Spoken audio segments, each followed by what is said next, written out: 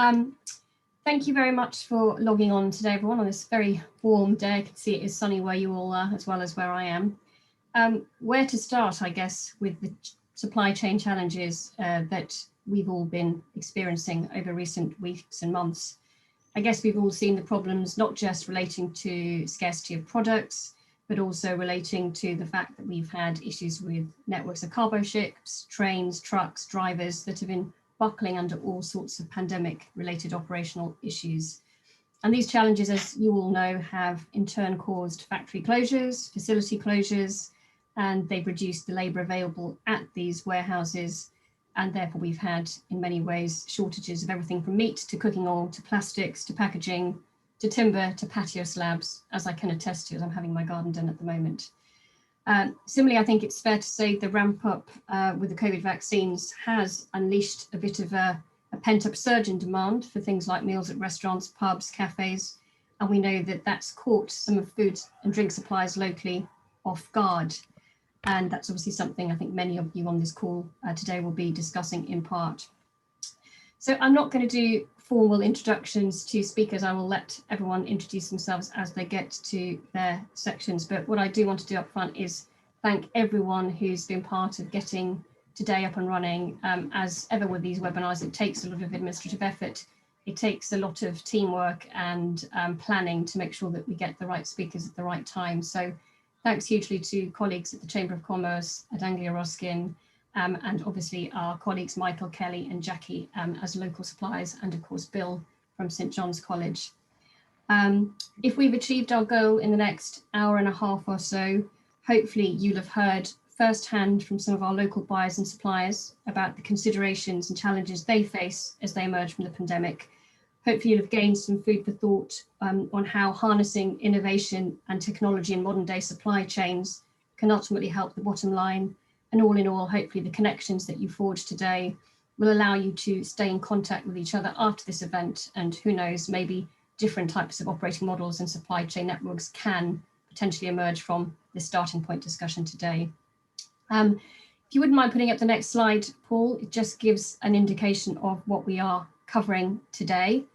As I say, we are not going to do formal introductions right now, but we had also planned that we would do a Q&A at the end rather than at the start or at the end of every section. I'm sure many of you on this call are very familiar with how these Zoom webinars work. I would encourage you to use the chat for questions where possible, and we will go through as many as we can in the Q&A session.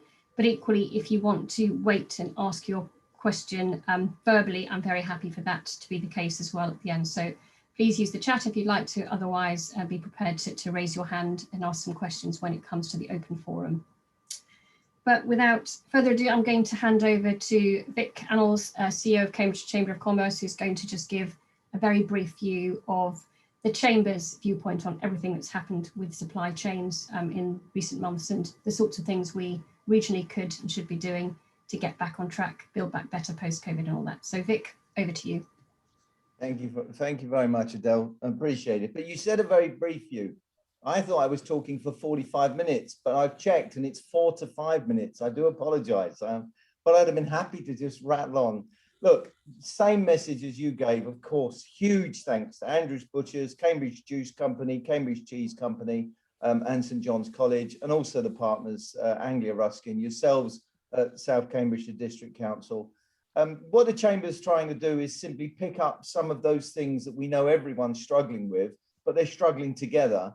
And at the moment, people are sort of facing these challenges in isolation. And we thought it's a good idea to bring everybody together, share those problems so that we can all begin to learn a route out of this awful situation we found ourselves in. As you mentioned, even today, you know, the BBC are covering it. Everyone's talking about difficulties with the supply chain because of the pandemic. From our point of view, the more of us that are talking together and sharing exactly what we're doing, the better, because that teaches everyone how to overcome some of the challenges that we just don't know. And I'd like this to be first of many conversations between all of the people that have joined today, so that independently people are making those connections and actually starting to work together. And if there's anything at all the Chambers can do, be delighted for people to get hold of us and, you know, present us some of the challenges that you're facing. But I think today, fantastic, because we've got you know, such a good lineup of people, actual practitioners who you've taken your time to give to us, rather than be cracking on with some of the problems you're facing. And I'm so grateful for that. So from my side, that's it, Adele. Thank you very much for the opportunity to join in with you on this. Look, everybody have a great session. Great. Thanks very much, Vic. And yeah, we won't be offended at all if you do pop off and get your sandwich that I know you haven't got yet. So we want to make sure you do have your lunch, do that. Okay, well, without further ado, I will hand over seamlessly to Bill Brogan of St John's College, Cambridge. I'm sure many of you on the call do know Bill, but if not, he is going to give a brief overview of what he does. And obviously he represents a significant buying power for food and drink in our local regional community. And he can talk firsthand about the challenges, the pros and cons of all things supply chain and the relationship, including the purchasing process, that inevitably is something that many of you on this call would like to hear more about. So without further ado, I'll hand over to Bill to talk about purchasing in the food and supply chain and how that works for St John's College. Thanks, Bill. Okay. Right. Thank you very much, Adele, and good afternoon, everybody. And thank you very much, everyone, for giving up your afternoon on this lovely Thursday afternoon. I'm Bill Brogan, the Catering Conference Manager at St John's College. I'm also the Vice Chair of Cambridge Chamber of Commerce, so I'm very, very pleased with that. And I'd like to, as both Adele and Vic have said, give a big warm welcome to Michael, to Kelly, and also to Jackie, who are going to be following me, who have actually come in. They're three suppliers that we use here at St John's College, and they've got first-hand experience of how it's been for them through the COVID time, and hopefully as we try and come out of COVID. And actually, since March 2020, it's been a very difficult time, and especially for everyone, but especially for the suppliers, because suddenly, while we were going full pelt towards the spring and summer of last year with full bookings in lots of colleges and other Cambridge venues, we suddenly came to a grinding halt, and a massive halt. I mean, we did actually keep going, but I have to say it was very, very small when all the students went home and when we couldn't do any fellows dining or things like that. So our orders went down absolutely massively, as probably the suppliers on here know. And it was very, very difficult for them because it wasn't just us, it was all people that dealt with suddenly had no orders because we had no customers. But here we have a purchasing kind of consortium which looks after the Cambridge colleges. That is a very good consortium. It is agreed by the Cambridge colleges, and they look after 6 food contracts. And actually within those 6 food contracts, there are different suppliers. So within the meat supplier, there's 2 or 3 meat suppliers, 2 or 3 vegetable suppliers, etc., etc. And it is mainly the core products that are covered by this contract, and the contract goes on for a few years, and it is really strictly controlled by our agent, and also we have a team of catering managers and a couple of bursars controlling the performance really of our agent, and the agent does a very, very good job. Within that, we do have a website which has all the information on all the suppliers and absolutely everything, so you can spend as much time as you want on that website, like you do many things. All the suppliers are audited before they can get onto any contract, and then all those suppliers are put forward towards the kitchen managers committee and agreed. One of the big key areas, of course, as a supplier is nowadays you've also got to show some form of sustainability, which most people are actually doing that. We have to buy sustainability. We have that at the back of our minds because we're pushed by that by the students and by our customers. Of course, a lot of people don't recognize, but for sustainability, you also have to pay for sustainability. It does not come free. It costs money, whatever way you look at it. And also nowadays, people are looking far more at things like farm processes, carbon footprint, even climate change. You look at the weather. I mean, we've got it very hot here, but in Canada recently, it was scorching. In China, they're kind of got serious bad floods. In Germany, Belgium, and Netherlands, serious bad floods. So climate is happening in one way or another, and that will have an effect on the supply chain as well. Where we can, of course, we do try and buy local. And by local, I mean, really, we're talking about East Anglia. It's very hard to get a definition. Is it 15 miles? What is it? But really, it's Cambridge, but it is really East Anglia. Our lamb comes from Suffolk, and turkeys and chickens from Essex and things like that. So it's not actually within Cambridge, but it is local there. They're not brought down, say, from Lancashire or places like that.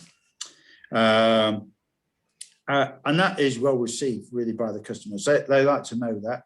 And as long as we can buy very good quality product at a very good price, we want to continue and will continue to be buying local.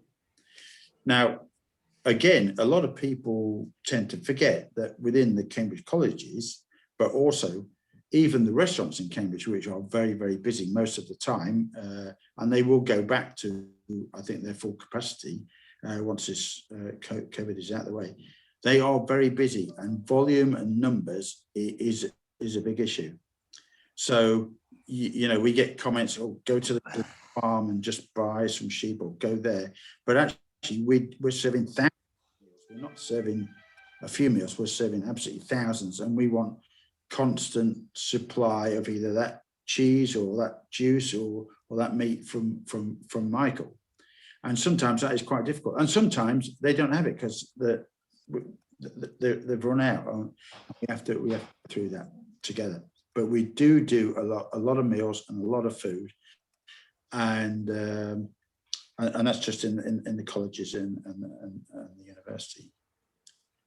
Now, we like I mentioned, we do have an agent, but there are national agents, and we also tap into them. There is a national agent, but for the national agent, it's not so much about food; it's about other items like alcohol, cleaning products, paper products, and all sorts of items like that. They do some other products that we don't buy on the core contract, like sandwiches, because we buy our sandwiches in, and other things like that. And they look after a lot of the universities up and down the country. Of course, when we're buying food, as I said, the suppliers are audited, but we have to show due diligence. We are looking after and feeding a lot of students, fellows, staff, and customers. So due diligence, food hygiene, HACCP is always at the top of the list. And to be honest, we have actually delisted suppliers when they haven't come up to the specifications that are required. We cannot, at the end of the day, the suppliers have got to be top notch in that kind of area, because we cannot take any chances at all with feeding the kind of people that we are. So that's an additional, shall I say, burden on all the suppliers, but they're up to the task, and they do that very, very well. They also need to make sure, and that's very, very difficult, especially after this COVID situation, that they've got enough resources to be able to deliver, and that is also quite challenging. And that they can actually deliver, because we have got absolutely no chance of being able to go out and get this food ourselves. We have got no time or no facility for actually going to do this. With the agent, the agent that we use here, there are add-ons. They're doing special deals for apprentices, paying for that, training, and all sorts of things that we will be taking advantage of, and have done in the past, and we will do that as a collective group. Now, within the food sector, there's lots of organisations, where they want to go and get, you to have their ratings, such as Fair Trade, Food for the Brain, the MSC with fish, the Sustainable Restaurant Association, and everything else. Now, at the end of the day, it's up to each restaurant college, whatever way they want to go to. But there is a lot of work in going for any of those awards and those accreditations, but quite a few are worth it. But the national agent is actually looking at all those accreditations, because at the end of the day, you have to pay to be a member and to be accredited. And you've only got so much money, and especially in these times when money is a bit more frugal than possibly what it used to be, to pick which is the best organisation for you to go to in terms of those type of accreditations for buying the best fish or whatever you want to do. Technology throughout COVID will be coming to the fore. Already now, when you go to a lot of hotels, you can book in on your phone, you check in on your phone will actually open the curtains in your bedroom. In some places, it'll even switch on your bath water and everything else. We are moving into the technological age. Whether we like it or whether we don't like it, I think we've got to move a bit forward that way. And I think that way is coming. And some of these organizations, and they're probably led by the Americans, and possibly also by the Chinese, who are both those are very technologically advanced. And I think we will grab their tail end and become even more within this sector. If I move on to deliveries now, Cambridge, as you know, I mean, not so much during the COVID time when it's been a lot quieter, it is difficult for driving around. It can be very, very busy with traffic. It has got some significant challenges with bollards going up at 10 o'clock, coming down at 4 o'clock, one-way systems. That does make it a lot more challenging for the suppliers to get to us. We are in a zone here, a restricted zone. So basically the bollards go up outside the college here at 10 o'clock. So really our suppliers have to be in by 9:30. We have had instances where suppliers have come up from London and they've been caught within the bollards and they've not been able to get out for quite a few hours. So that does give a slight issue. And there's a core number of colleges which are in these zones and bollards. There are other issues as well, because round this area, we do farm and grow lots of things, carrots, potatoes, beetroot, and all sorts of things. Now, farm to the fork is coming, but I think that's still a way off, that it comes from the farm to say here at St. John's. A lot of people are talking about it, but I think it's a great idea, but I think it's going to take a bit of time. So you get instances of things like the carrots from Ely, the great Ely carrots being whizzed down past our door all the way down to London, because it's in a big, massive wagon. And then it's picked up by the suppliers and it's brought back up to Cambridge and it's dropped off at all the restaurants, colleges and whatever else. And that's because logistics is a nightmare. It really is a nightmare, getting up and down and across country. That is actually being looked at, and I think some of that will be helped out in due course, but it's going to take a bit of time to actually get there. We do try and use, like I say, a lot of local supplies. We use local juices, local honey, meat, even wine. There's vineyards around the area, Suffolk, Cambridge around here, vegetables, cheese. I mean, Jackie knows that we only use English and cheeses. Nothing wrong with the French cheeses, absolutely fantastic. We use them on special occasions, but we try and support, if it's not around Cambridge or East Anglia, then at least it's a cheese from Northumberland or Devon or somewhere like that. And we want to continue doing that. You know, we have Cambridge honey. Well, we even have St. John's honey, but we haven't had any of that for a couple of years. But try and keep going with these local products, because actually when you can put those and write them on the menu, actually they do go down really well. The customers love that kind of aspect. They love that you're trying and working and trying to do local stuff and working with local suppliers. And personally, my view is that we should support all our local suppliers as much as we can, and especially the three here that have given up the time, Michael, Jackie and Kelly, who do a great job. They've had a very difficult time, I have to say.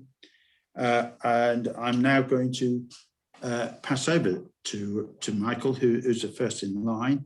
But that's really the story from St. John's, is that we are passionate about purchasing. We want to make it work. It is not always cheapest is best. We need to get good value for money, but we do want good quality.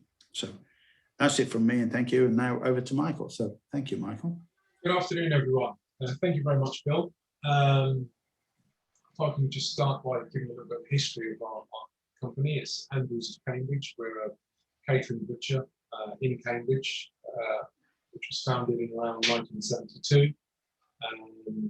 We've been in Cambridge ever since in various guises and different shops and what have you. But we're currently in a purpose-built unit on an industrial estate, which is mainly to supply the University of Cambridge through the contract that Bill mentioned, some schools, private going restaurants and hotels, cafes, snack bars and pubs, as well as home deliveries, which we do with the Cambridge Food Company, and some regular customers who pre-order and come and collect at our premises. Now, so going back to what Bill said about how difficult it's been for all of us, I like to think we're very, very lucky because if we weren't involved in the University of Cambridge, we wouldn't have any business at all. Last year, between March and December, during the pandemic, we were running at about 25% of our normal turnover, and it's not looking much better this year either. It's a hard job at the best of times, as Bill mentioned, regarding the one-way systems and bollards and what have you.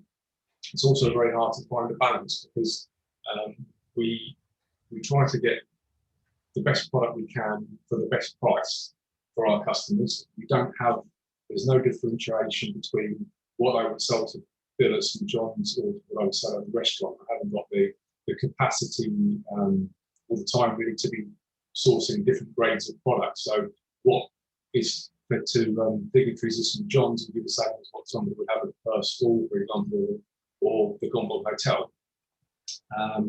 And as Bill said regarding numbers, it's all well and good wanting the best local produce, but as you probably know, it's not that readily available, especially not in big numbers. I had a fun conversation with a catering manager at one of the colleges a few years ago who wanted some red pole fillets of beef from on Midsummer Common. I said, right, I'll see if I can get you some. How many would you like? 300, please. Okay, well, there's only 12 cows on the field. We're only going to get 300 from them. They've only got 2 each. So it's not always as simple as it seems to be local and sustainable, although we do try hard. The majority of our land comes from Norfolk, the pork from Suffolk. All our poultry comes from our chicken, poultry and duck comes from Norfolk. We've got a good supplier in Essex for our turkey. Regarding beef, the most consistent, which is another big issue, again with the university, if they're feeding 300 people, everything has to look the same. It's all plated up nicely, and you can't have different shapes and sizes of meat. So to get the consistency is also very, very difficult. So it's hard to find a supplier who can regularly give you that. So the majority of our beef comes from Lincolnshire, which is as close as it gets for us. But even having said that, as Bill mentioned, you might get like the red pole beefs from Midsummer Common. It's all well and good them being reared there eating the grass, but they need to be somewhere. They need to go somewhere to be slaughtered and processed before they come to us. So best case scenario, the nearest abattoir is about 40 miles away. But by the time they go to the abattoir, come back to us, and then get delivered, although it could be next door to St. John's on a field, it doesn't necessarily mean that it hasn't had any effect regarding carbon footprint. Although we do try our hardest to do that. Through COVID, I think obviously the lack of trade was a big problem, but also availability. Although we weren't selling very much of it was very, very hard to get it. And the prices were through the roof. You know, as soon as the Eat Out to Help Out thing came out, you know, some meat prices doubled and tripled within a week, just because of the demand, and because there was a shortage of supply from before that. It really, really hit hard. And we also found that, except for a couple of our suppliers, our lamb, pork, and poultry suppliers who we've been working with for sometimes 40 years, some of the biggest suppliers that we use for day-to-day products such as bacon, for argument's sake, when you're only putting a small order in and you don't have the buying power anymore, they don't really seem to care. And I think some of the people who are involved in catering who are on this at the moment will find that as well. There's been problems with some of the bigger companies who shan't be named who are struggling for staff, warehouse staff and delivery drivers, and literally calling their customers saying, "We're not delivering tomorrow." Well, from my point of view, the answer to that question is, what's the boss doing? Because I'm pretty sure myself and Kelly and everyone who's involved in the colleges now, that to us, they are our bread and butter. So if I haven't got any staff, if I have to work 24 hours a day for 3 days to get the job done, I can get it done. That's why the importance of local needs to be really, really looked at. Plus the fact that we don't drive huge lorries into the town centre.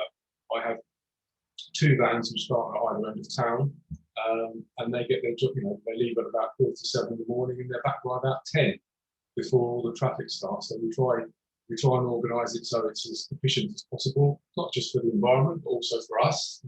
Timing and what have you, because most colleges and schools want their meat at a certain time, which is normally first thing in the morning. So we need to get that balance right. And I, from everyone's point of view, for the local economy, for traffic, for pollution, for sustainability, for provenance as well. Big lorries coming into Cambridge is just not good for anybody, in my opinion. And we try and have very, very good relationships with all our customers. I know every single one of my customers, catering managers and chefs and sous chefs, and even some of the pot washers by first name. So we try to think we have a good relationship, and we can ask each other favours. I think in the past we've done all sorts of weird and wonderful things. And when St John's were having their kitchens refurbished, we stored some ready meals for them for about 3 months in the belt, and delivered to them every day until their kitchens were finished. You don't get that from big national companies. I like to see that. I think that's one of our USPs, because we have found it very, very difficult with COVID, and it's going to take a long, long time to get the confidence back, with the people who supply us, because like I said, they tend to forget about you when you're only buying small amounts, and obviously when you don't have the buying power, the deliveries aren't as consistent, prices go up, and then you have to explain that to your customer. So it's a knock-on effect, which isn't very good. And I think we definitely need to learn from this in terms of what we do if it ever happens again, from all sides. There was a lot of establishments. Everybody did something slightly differently, and I found that last year, when we expected to get busy again around October time when the students came back, that it didn't happen as we expected. And I think a lot of the colleges were supplying right as well, because we're all trying to be as COVID safe as possible. It's very hard for people to take that on board, as the end user. There was things like booking slots for dinner for students, and having to book in to go to the bar, plus the fear that they had of catching COVID. And, I found that a lot of the places I was delivering to, there was lots of takeaway boxes, as opposed to them eating in the colleges. Obviously there must have been differences between how people were doing stuff, because you had somebody like St John's who seemed to get it reasonably right, and they were still feeding the majority of their students. And then you've got a college next door where they're having like 3 or 4 people coming to eat at lunch. they still had a lot of students. So what was it that went wrong there? It's obviously one of the processes, or a combination of a few of them that weren't necessarily, I'm not saying they were wrong, because they're trying to be as safe as possible, but there needs to be a balance for the benefit of everyone. So that's about it. Like I said, the colleges in Cambridge are literally our bread and butter, and for want of a better phrase, we will bend over backwards for them, because they're very, very important to us. And I think we'll be the first to say that he appreciates that, and we appreciate their business. We had I think one of the first conversations I ever had with Bill, I was quite scared actually. He phoned me up, it was about 10 years ago, and he said, "Oh, hello, Michael, the lamb we had in yesterday." I was like, "Oh," straight away I was fearing that there was something wrong with it. I said, "Yeah, yes, Mr. Brogan, is it all right?" He said, "Yes, did you know it was for the Queen?" I was like, "No." Was it okay? Yeah, it was lovely, but she likes to know where her food comes from. I said, "Give me 10 minutes, Bill, I'll make a call."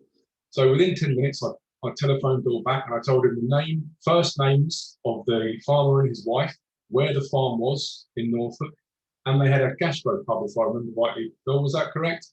They actually had a gastropub where they sold a lot of their meat, and he was very, very happy. He said, "It could only been better if you'd said Sangler." I said, "If you'd bloody told me, it would have been." Yeah, that's the sort of relationship we have, which is, we're quite proud of. I wouldn't class myself as a normal butcher, because you can be on the phone to a chef, especially someone like Bill's chef Mark. He'll be arguing with you for 10 minutes about the price of bacon going up 5p a kilo, for argument's sake, and then in the next breath he'll say, "I need 100 fillets, the best you've got, don't care how much they cost," because there's a variety there. So the job never gets boring, does it, Bill? No, never does. Yeah. Yeah. Yeah, that's right. That's about it for me. Right. Well, that's great. Well, thank you very much, Michael. That's very, very good insight, and very good, yes. And yeah, it's great. And hopefully we will pick up in autumn, and everybody will pick up. Fingers crossed. So let's hope we continue with that. So that's great. So thank you, Michael. And now over to Kelly. Hi everyone. I'm Kelly. Kelly from the Cambridge Juice. I've actually got a short video to play, so I think we're going to play the video first. Is that right?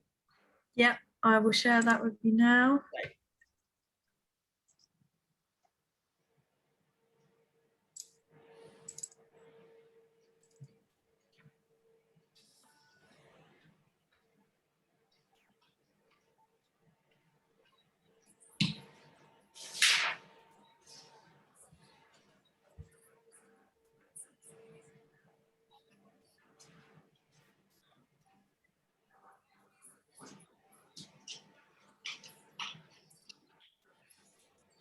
In fruit and veg stores for many years, and decided that they wanted to produce the best quality drink they could, using the fruit and veg that they locally sourced to create a drink you drink today. We have gone from for a few weeks to Then is the video actually there? Can anyone actually see it? No. No, I can't Yeah. see the video at the moment. No. I don't Right, think it's it's working. sharing. There's always something, isn't there? There's no technology. Give it one more go. Just give it a If Right, not, we stop- can I'll always do stop the sharing and I'll slides. try again. Okay. Let me try once more. Zoom monitors, and it's sharing the wrong one apparently. Right.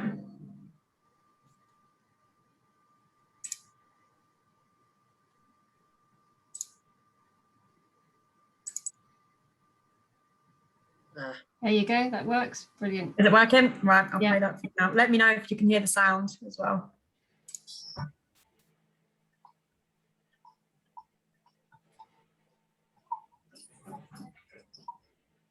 No sound for me. No sound. Oh, gosh. Right.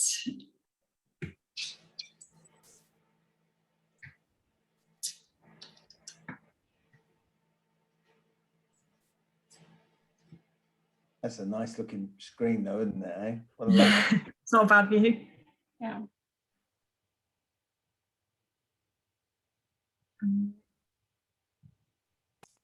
Just give that a go. Working? I can hear something. It's a bit faint, but I can hear it. Oh, no, gone again. Can you turn the volume up somehow? Because there is sound there. I've got it's coming out full volume out of my laptop. I don't know what else to do. Do you have an option to share your sound when you look at the share screen? No, Okay. unfortunately not. Let me just have a quick look at these settings. I was going to say, if not, if you want to play the video, I can always just talk over it. Yeah, Yeah, I was if gonna that's say, what you want to do, Live yeah. See the commentary. images and you can explain what is happening. You can just kind of rhyme or dance with it, yeah? Okay, let's do that. It's a nice video do you to want me to watch try? anyway. Go for it.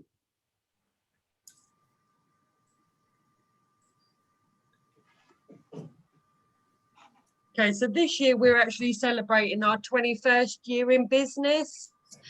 And we actually started life, well, our family did way back in the early 1900s. That's a picture of our great-great-grandfather in 1920 on Cambridge Market. This is my sister here telling everyone about how we have worked with the university and the local people for over 100 years. Cambridge Juice Company actually came about in 2000 when my father-in-law, Matt Gray, found that the footfall in Cambridge Market was getting quieter and wanted to keep the relationships going with the universities and all the surrounding areas. So he actually looked about finding decent premium drinks. Actually found it really hard, there he is, there's Matt, found it really hard to find nice local drinks. So he set the business up in 2000, delivering in vans. And from there, we found some farmers in the area that could actually press and produce our juices. We worked with a farmer in Cambridgeshire, and we also worked with a farmer in Suffolk. So we're actually really keen to support local farming as well. All our juices are made within a 40-mile radius. That's Rebecca Rayner. She's actually one of our suppliers, again, based in Huntingdon. At present time, the only UK producer of oat drink. They actually grown all their own oats as well. So for us, working with other local suppliers who, and Bill here, who actually have the same ethos as us. We want to use what's on our doorstep, low carbon footprint, low food miles, and just support and promote local products and local people, really. I think that's coming to an end very shortly. Sorry, Bill, we can't hear you. Yeah, no, it's no problem. But actually, I have to say, it was a great video that you've done there, and that you put together, telling the story and the long history associated with Cambridge and the Cambridge Market. So, brilliant. Yeah, and I was just actually going to go on to say about how COVID affected us. Actually, like many other businesses, the phone literally stopped overnight. We had a warehouse full of stock, and for us, shutting down simply wasn't an option. What we then did is we had a very basic, what I would call wholesale website. So you could look on there and it had a brief description of the products we did. But what we actually did is put every single product that we stock. We've got over 250 products, and we opened it up so we could actually start doing home deliveries. With that, we sorted out some isolation boxes. So it was a good way for people at home to actually try some of the products that we did without actually having to, you know, buy full cases. Not everyone at home has got a room for a case of 24 bottles. So we did these nice little isolation boxes. And actually what was really lovely was that people were sending them to their friends and their family. And we built up a custom base from there. So people were trying the products and liked what they tried and started buying from us. We actually started offering mixed boxes as well. So then, you know, you don't have to buy full boxes of just one product. And then since COVID, really, what we've been trying to do is rebuild customers' loyalty and trust in us. We found that social media has been brilliant for us. Facebook, Instagram, the amount of people that have reached out to us and said, you know, keep going. We know it's really tough. We think you're doing great. So it's been great to, you know, get the support from the local people, really. This year we actually won the Family's Choice People Award for the best family business in East and East Anglia region. So that was really nice, just to get some recognition and to know that we're doing the right thing. Really, we just think for us, keeping communication is key. We've been offering incentives, discounts. We haven't raised any of our prices. We haven't raised minimum orders. We're in Cambridge every single day. We don't like to put minimum orders on any of our orders, because like I say, we're in Cambridge every day. So even if you just need a couple of cases to keep you going, you know, we're there, we can service that. And yeah, just responding to the customer's needs at the moment, really. I think that's about it.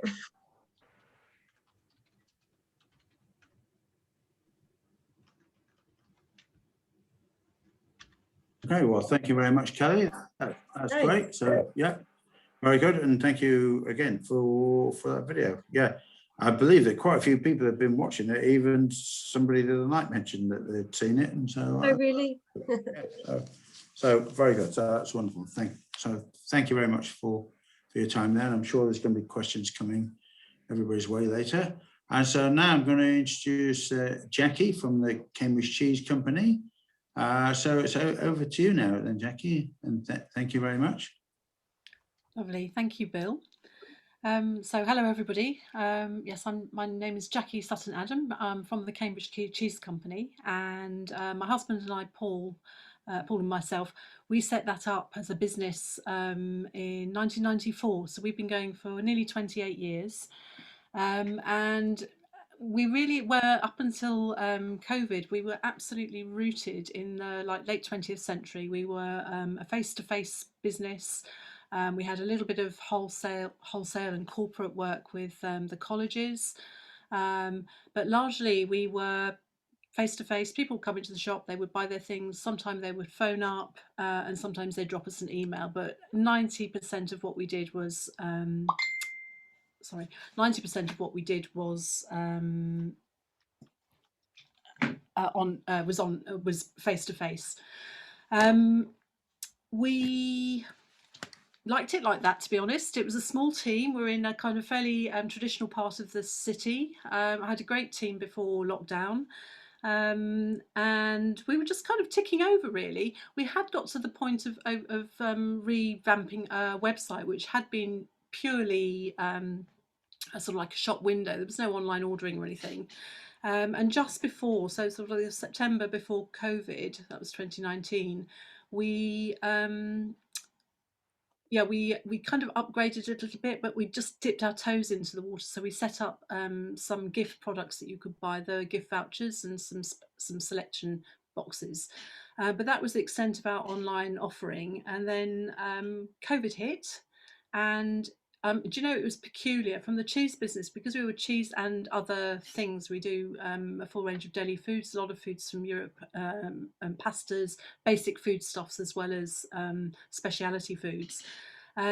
in the sort of February, March, as the news was beginning to filter through that, you know, things might go a bit weird and people would have to be isolating, social distancing was starting to be bandied around as a term, which still sounds pretty weird, but I've got used to it now.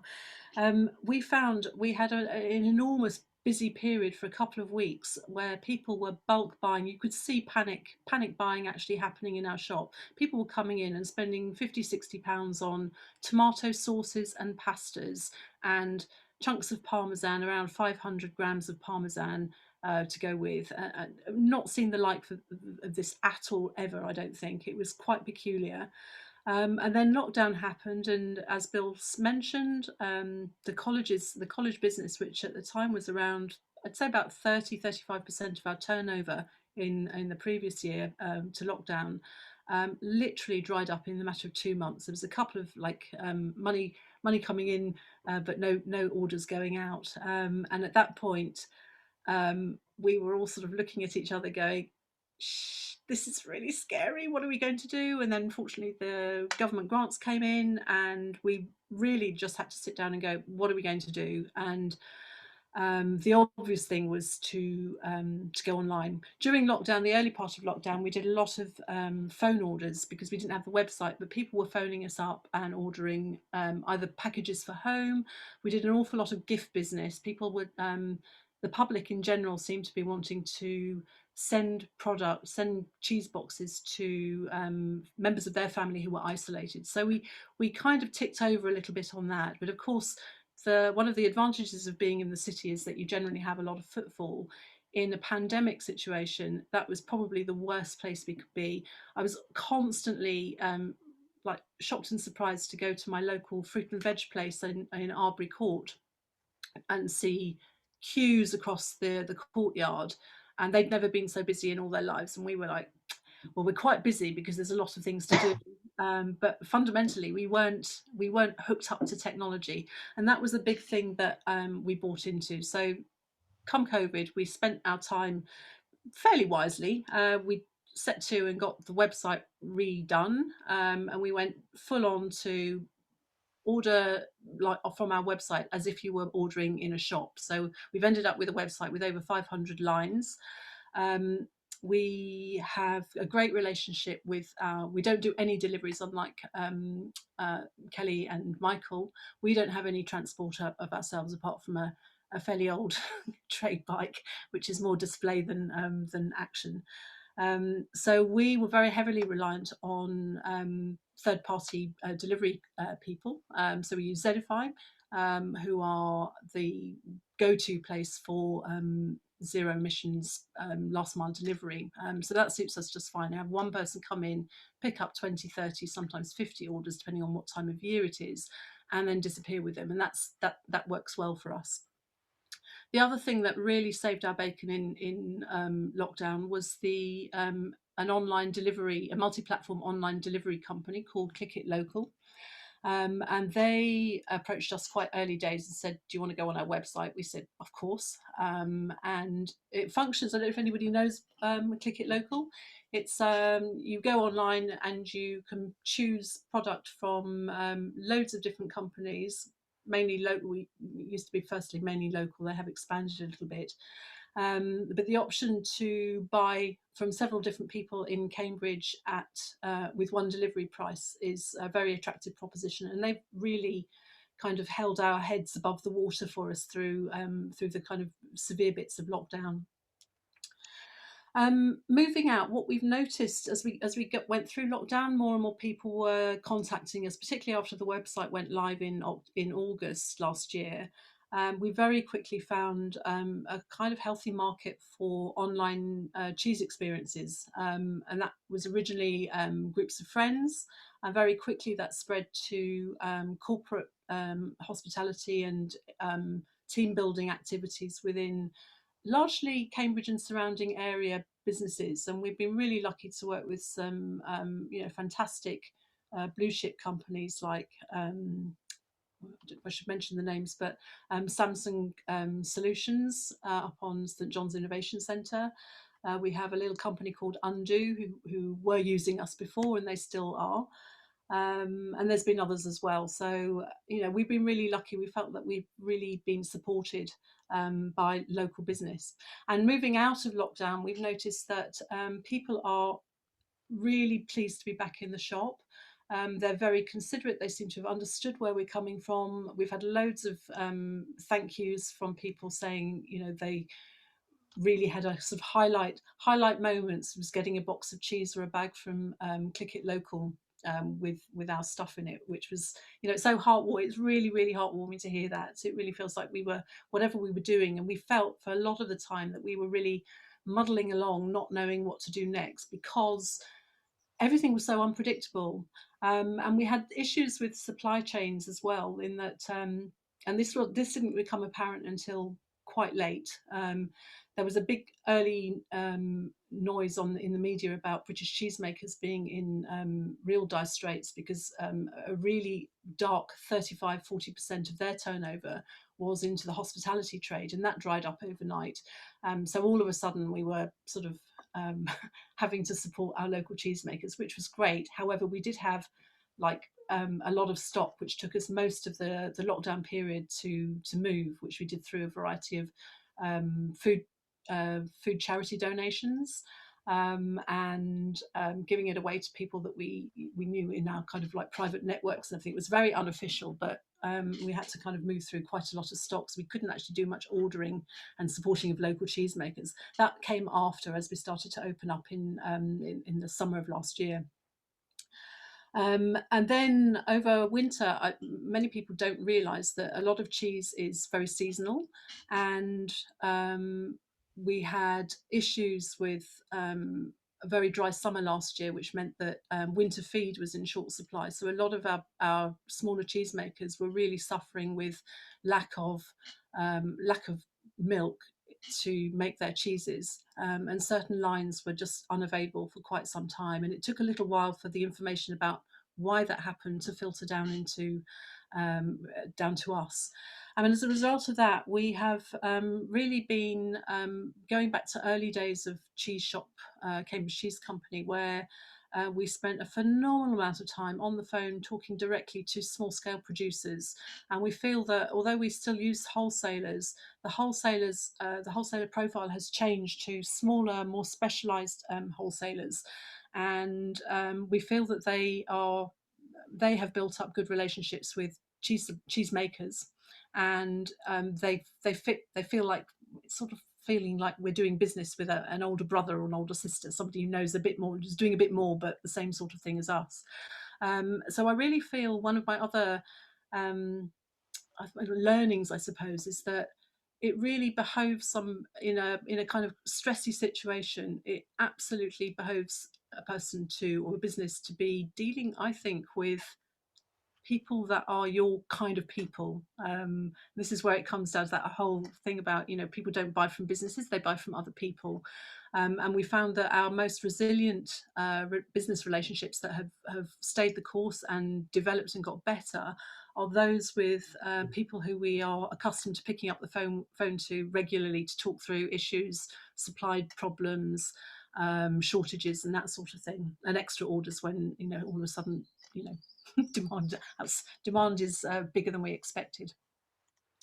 Brexit has also impacted our supply chains. One of the big shockers was having to kind of go through HMRC and become an importer ourselves. And we currently import from Holland and Germany. We have another company who's local who brings in a lot of our French cheeses. And we've pondered long and hard about, you know, the sustainability angle of buying from Europe. And I think fundamentally what it boils down to is that Cambridge is quite an international city, and that isn't our fault. That's the university and the business that the university inspires. And, you know, I think we are a richer city for having that diversity. And so I think that for us, when I think about what does it mean to buy local, I feel that by buying from people who are local to us, so our French suppliers, for example, live literally about half a mile from my house, so they're Cambridge people, and they do the hard work of bringing in our French produce. The Dutch and German cheeses, we've had to do that ourselves, and that actually has been, we've had huge support from a Peterborough logistics company who've helped us with the paperwork and the supply chain angle from upstream. So that's been helpful. One of my big letdowns, I think, from COVID is that it felt, with all the technology, felt that everything was really exciting, and we were in a new wave of consumerism. It was going to be fantastic, and I was quite horrified to see that my packaging costs and my distribution costs have gone through the roof. As Bill says, sustainability is not cheap. And so if you're keeping people at home and you're taking cars off the road because they're not coming into town, and but they're using deliveries, somebody's paying for the packaging down there, and that's at the moment that is us. And that's it's less about, for me, it's less about the cost, but it's more about what happens to it. Historically, in the early days, we've and including our relationship with the colleges, when they ordered big consignments of stuff, we would reuse our packaging, cardboard boxes, bubble wrap, chill packs even. We save all those as they come in, stick them in the freezer or wherever, and then reuse them where we can. In a more consumer market, that's proving to be harder because we're at a remove from the people receiving the products. And so, you know, it's one thing to be able to use a piece of anonymous cling film, or bubble wrap, or shredded paper and stuff to pack our cheeses with, and unbranded ice packs which come into us with cheese deliveries. But it's quite another to use some really handy little, like the other day I had we had a delivery from Brewdog at home, not for the shop. And they had these beautiful little square inserts which were void fill for the beers, and I thought, I can definitely reuse those, until I turned them over and they've just, you know, been branded Brewdog, Brewdog, Brewdog. And there's something a bit odd about, you know, do we really want to be having, can we afford to use other people's branded packaging in order to keep it out of landfill? And that's how it all out of the recycling system. And I'm a great believer that actually before we think about recycling, we should always think about reusing. So that's where I'm coming from. So we have some work to do on educating our customers and clarifying and cleaning up the message that actually using somebody else's perfectly good, beautiful packaging is fine. That's part of our value chain. So yeah, there's some work to do. And the other thing that we've had to do, because 500 items on a website with customers out there coming at us thick and fast, and a shop open in real time with real people, it's effectively like having two outlets. And so we've just bitten a really big bullet off, big piece of the cake, by installing an EPOS system, and that has been a steep learning curve, but one I'm hoping that we can we're just about at the crest of the hill now, and I'm hoping the rest of the setup will be fairly plain sailing, and will move us going forward into Christmas and the busiest part of the year for us. That will move us into a more kind of streamlined and efficient way of managing our stock in all sorts of ways. And I just also like to echo Kelly and Michael that our college business it was painful when it stopped. We completely understood why. We're very much looking forward to seeing a resumption of former good times, both for us students, and also particularly big thanks to Bill, because I know, Bill, you worked really hard in putting on a few events, cheese tasting events, which we had feedback from some of the students who came in after to buy larger lumps than they got in their tasting packs, and they were thrilled with that. So I would like to say, you know, thank you for doing whatever you could to keep us going during what has been an interesting 18 months, not without its lessons, but you know, stresses as well, lessons and high points as well. So thank you. And I think that's about all I have to say. Okay, that's very good. Thank you very much. Yeah. Yes, to be honest, just to go on to that point, because we do quite a lot of events trying to educate the students while they're here to get their degree in whatever they're doing, I always do quite a few things on wine tasting, cheese tasting, and we've even done coffee tasting and everything. And then actually through the dark winter nights, I did do 3 tastings on Zoom. I think the first one was with 70 odd students. And we even did, when the fellows couldn't have their feast, we even did an evening then with about 70 people, I think it was, cheese tasting with the fellows. So that was very, very interesting. And actually doing the research on that, because I really like the cheeses. And just a little story before we go for the comfort break. I discovered that one of the ex-students of St. John's, he was here in around the time of the First World War, and he went off and he did get wounded. And he, in 1919, he founded a cricket team called the Invalids, quite a famous cricket team. Some people might have heard of them. He founded this team called the Invalids. They play around London and around Henley and North London and everything else. They raise money for people with disabilities and things like that, but they are an ongoing club and they play a lot of matches. But he founded this cricket club. But the thing that made him quite unique is that in the first part of the last century, he was the main authority on cheddar cheese and on Stilton cheese. And in fact, he was trying to get the statue for the lady that founded Stilton cheese.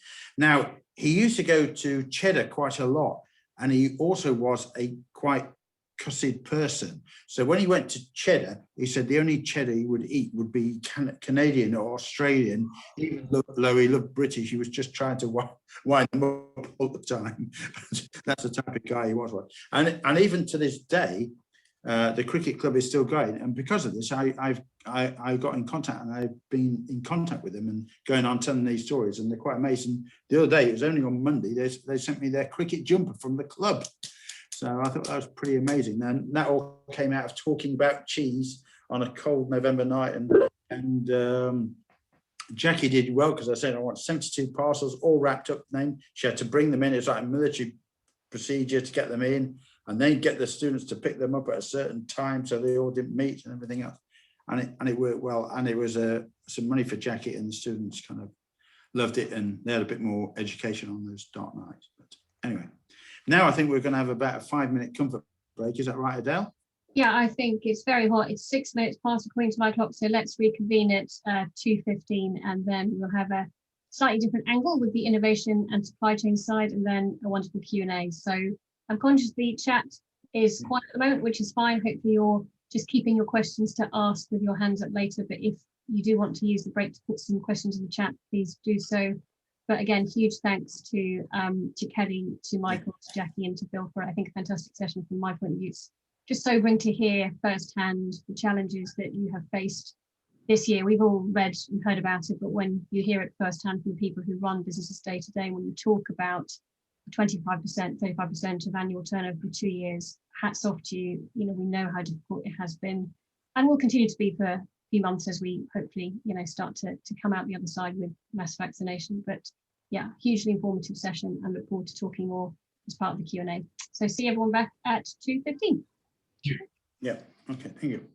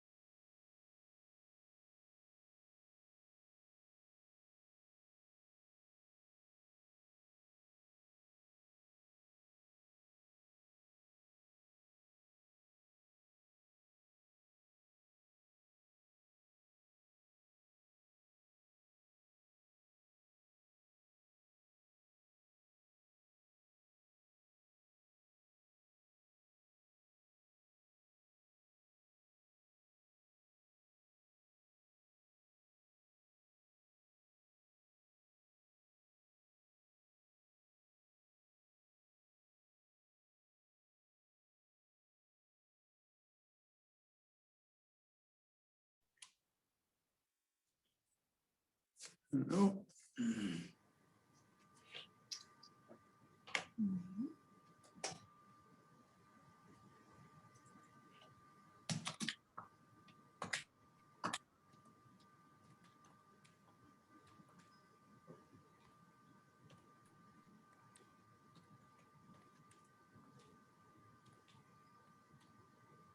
I'll give it a minute for people to make sure their kettles have boiled or their ice has chilled, all of the above.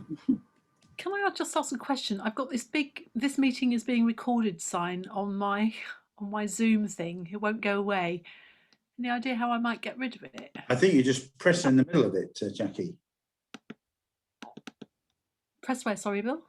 In the middle of it. If it says it's been recorded along the middle of the screen, you just put, I think, continue. Does it say continue? No, it's.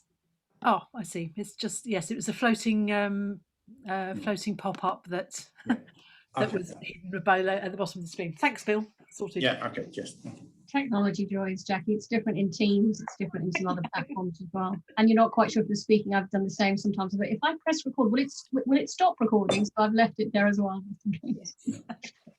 Very good. Excellent. Well, I think we'll make a start. So I think most people who are on have come back. I know some are on camera, some aren't. So again, thank you to our speakers from the first half, and we'll obviously go back to them for Q&A shortly. But first, we thought it was useful to have a slightly different perspective on things. So Christina, I'll allow her to introduce herself, but she comes from Anglia Ruskin University and is going to give us some food for thought about how we maybe think differently about innovation in digital, as has already been articulated in supply chain moving forward, not least as we try to go further to farm to fork, and sustainability, albeit costly, continues to be a thing that we will need to focus on. So without further ado, I will hand over to you, Christina. Thank you very much. And then I'm going to share my screen as I prepare the presentation.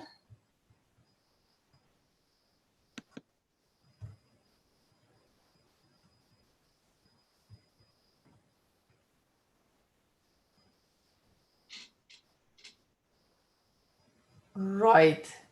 Can you see the presentation? Yep. Okay. All good, all clear on my screen. Thumbs up from me. Yep.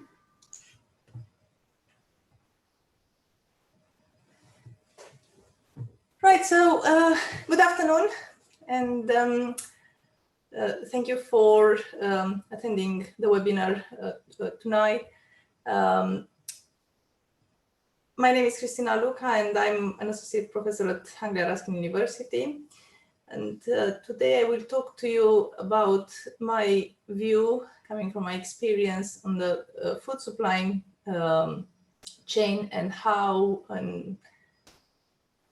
I'm going to call it intelligent IT solution could help to improve the direct interaction between suppliers and buyers.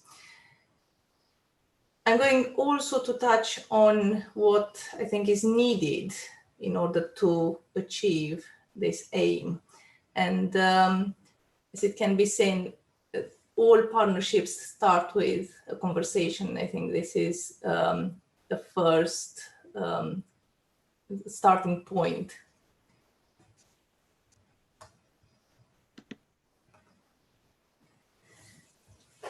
So a bit about my expertise and experience. The reason for being invited to talk at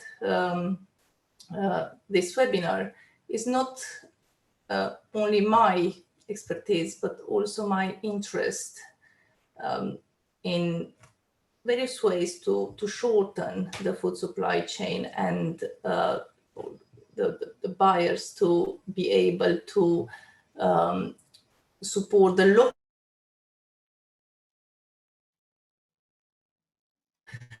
sell their products. It is a very complex problem, and in my view, it needs to be looked at it in a holistic way. So I've got expertise in knowledge representation and manipulation, and this is where I started to look at the food supply chain. It was 5 years ago when I was approached by a nutritionist, And we worked together on a project that was meant to be submitted for funds from or European funds.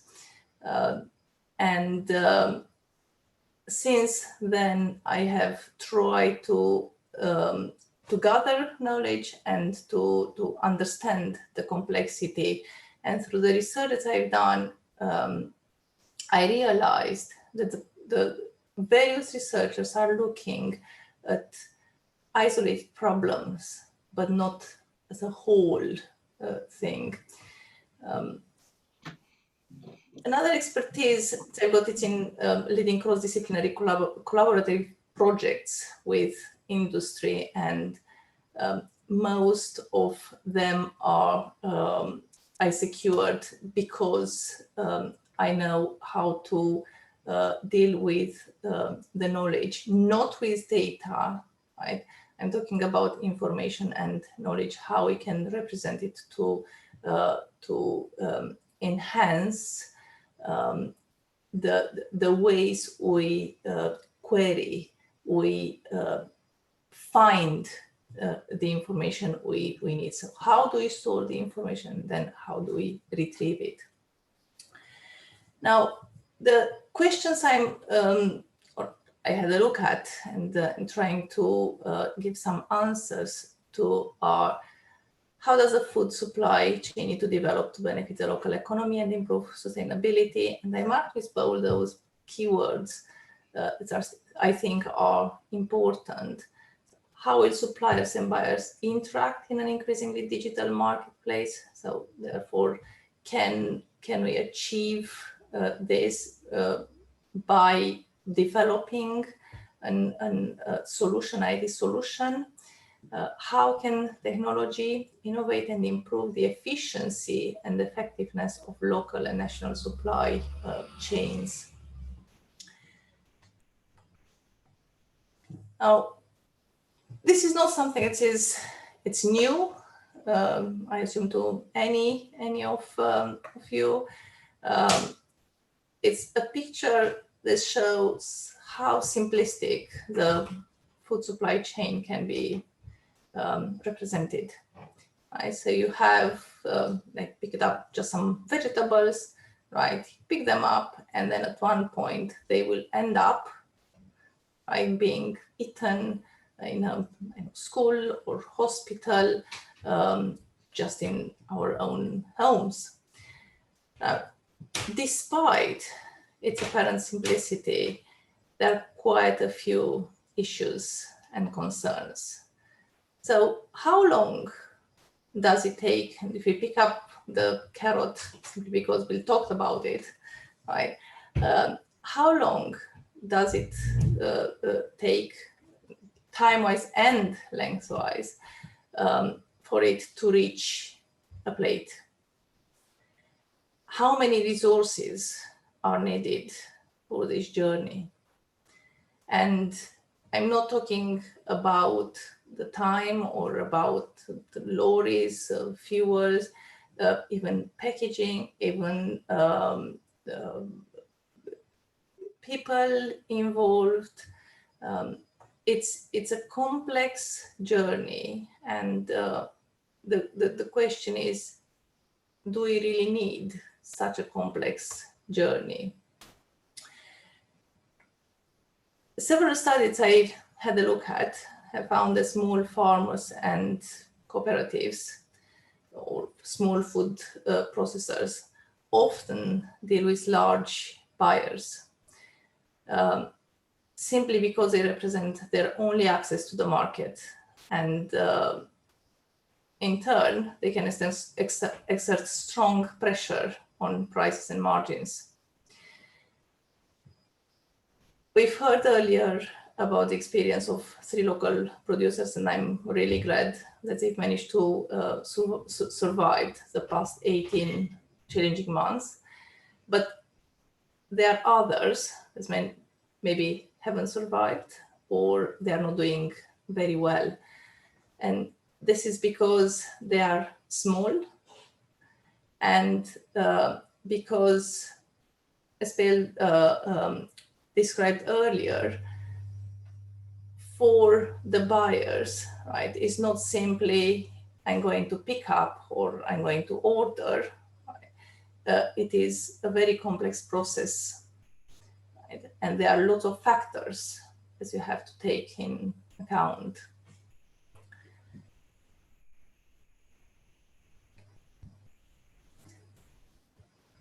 Now, there are a few issues that we are and concerns that we are aware of.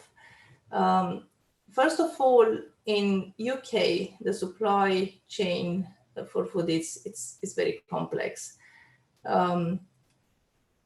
Looking at other European countries, I think, or I haven't found in any other country the same complexity. And this is especially because only a small percent of what is produced in UK is consumed here, and we rely on imports. Right? So it's a different story in let's say Italy or France, where they grow more vegetables. Obviously, the weather is different, and they can afford to, if possible, to go local. Now, the main concerns are carbon footprint, food miles issues, the waste, packaging, the food quality and safety. And the question is, how do we address this? What can we do about these concerns? Now, as I said, various researchers had a look at, and including some of my PhD students, they look at isolated problems. How can I reduce the carbon footprint? What do I do to reduce it? Right? The question is, does it have an impact? So if I reduce it, what impact has on something else? Can we link the carbon footprint with the waste or with the packaging? And Jackie gave the example with the packaging. Yes, we aim to solve a problem. We want to do this, right? But then something else occurs.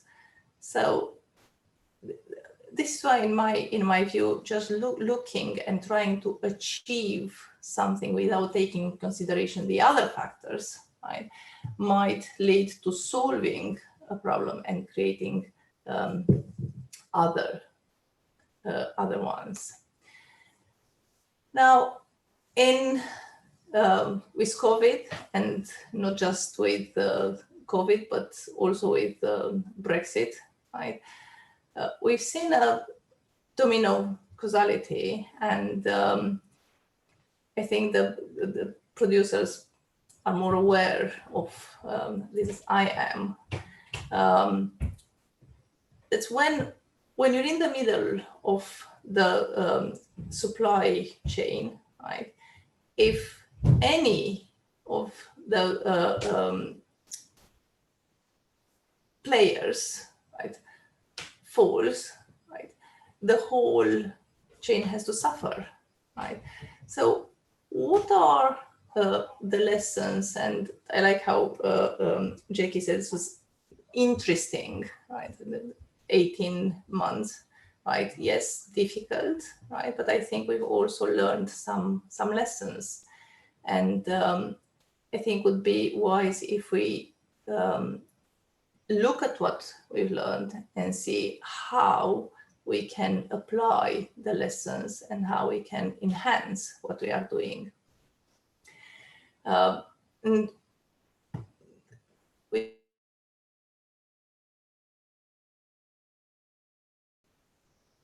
the food supply chain. So what happened, right, when we had driver shortage, for instance, or what has happened when it's difficult to import products. So all of these elements should be taken in consideration. Now, it was interesting when a couple of weeks ago, I had a discussion with a researcher from Portugal on food supply. And I thought I can learn more from what they are doing, because they manage to create a hub, a research hub, funded by the government, and where they put together farms and then buyers, and they try to look at the complex problem. Now, what he realized is that even if they produce much more than we do, vegetables and fruits, for instance, still, when it comes to buying, buyers prefer to buy imported vegetables, for instance, or fruits, because it's cheaper, it is more convenient. And therefore, right, vegetables that are grown there, rather than being distributed to the local buyers, right, they end up being exported, maybe to us, okay, whilst the local or the buyers in the region prefer to buy something that is important. It's again, has traveled for who knows how long. So the question is it right? Right? Is it right? And I pick up an example, the example of an apple, right? The apple is grown somewhere. Rather than being consumed there, it is exported or is sent away simply because the local buyers can't afford, or they don't know how, or there are other barriers, right? So they don't access the local one. The local one is sent away, so it's not local anymore for those who consume it, whilst the buyers decide to get another apple that's traveled around the world.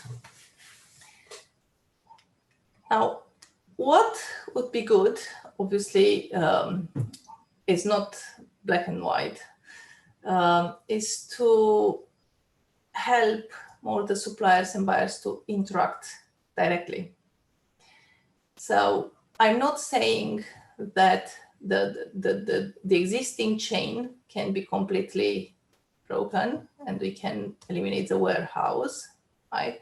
But what I would like to emphasize is a model where the suppliers and the buyers are able to interact directly, so to minimize, if possible, right, the long chain. Now, would this address the concerns that we have already looked at? Is it going to bring other issues? This is something where we need research. We know, as I said, it's when we solve a problem, we create other problems. So I'm not saying that adopting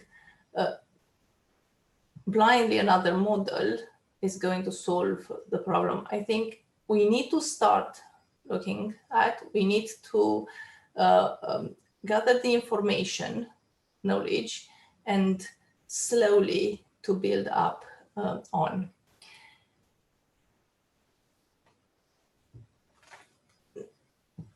Now, what I am proposing and what I have worked on, it's an IT solution, an online portal, where we put together the knowledge, the information coming from both suppliers and buyers and help them to interact directly. And the core here is the information.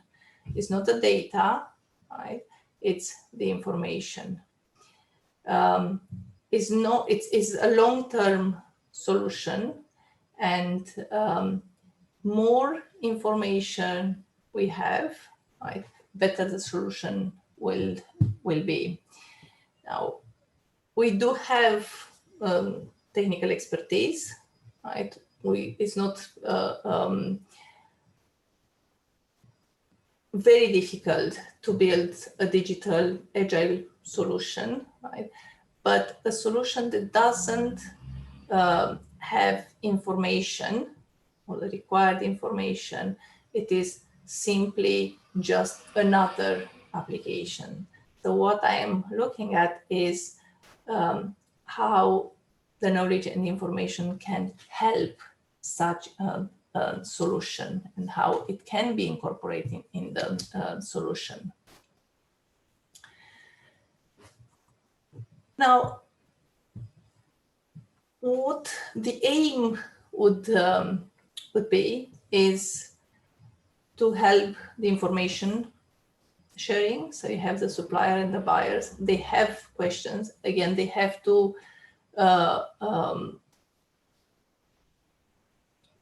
get answers to questions such as who, what, when, how. Right? So to whom should I sell? Who should I contact? What do they need? Okay. When do they need? How am I going to deliver? How am I going to supply? Right? So all these questions could have some answers, right?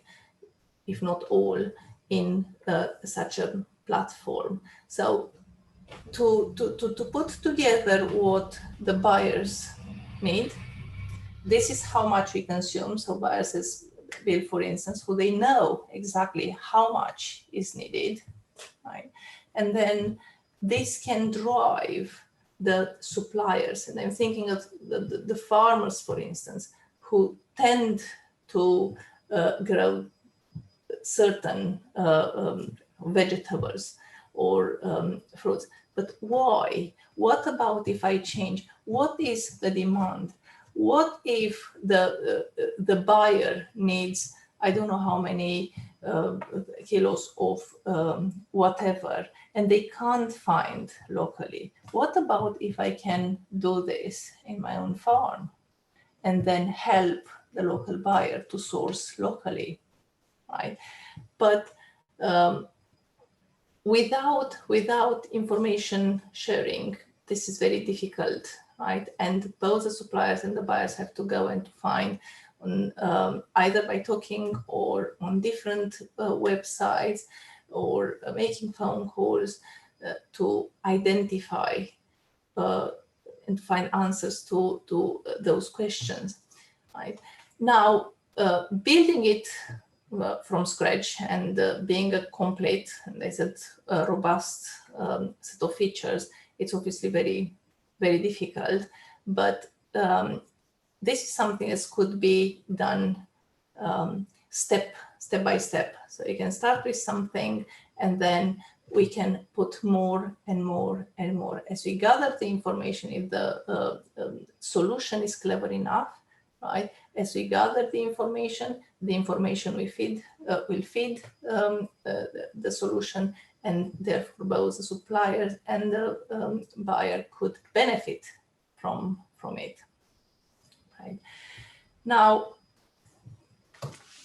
the question is such a solution going to address the concerns? Yes, maybe some of them. If we have information and if we can share it, right, then again, rather than looking at only one isolated problem, how I can reduce the carbon footprint, I can have a look, yes, maybe I reduce the carbon footprint, but maybe I increase the waste, right? Or the packaging. What do I do to increase to whatever aim we have, but to balance, right? To do a bit on every single one of the concerns. Now, what do we need in order to achieve? We need more research. We need collaboration. I am a computer scientist, right? I do have knowledge related to how to build IT solutions, but we need the knowledge, the information that comes from those who either sell products or buy, to understand their experiences. We need innovation. So we need the researchers to understand and to come with innovative ideas. And obviously, the last thing is the funds. There are funds available for the food supply chain. There is research that is ongoing, right? All we need, if we manage to build a collaboration, right, is to identify the available funds and to start creating an innovative solution. I think I've managed to finish on time, right? Thank you very much. I'm going to stop sharing my screen now. Great. Thank you very much, Christina, for a slightly different pace, but slightly different food for thought in terms of everything we're discussing. So that's fantastic.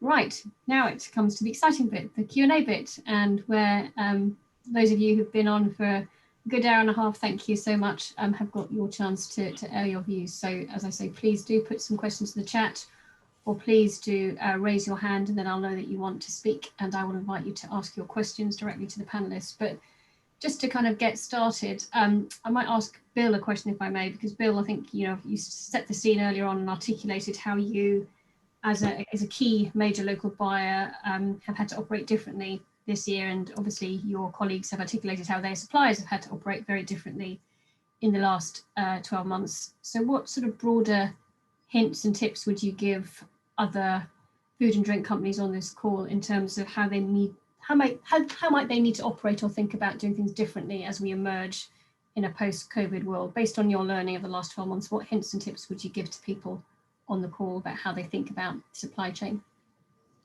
I think one of the things is, and I think Michael might have mentioned it, to be honest. Well, I think probably all three did.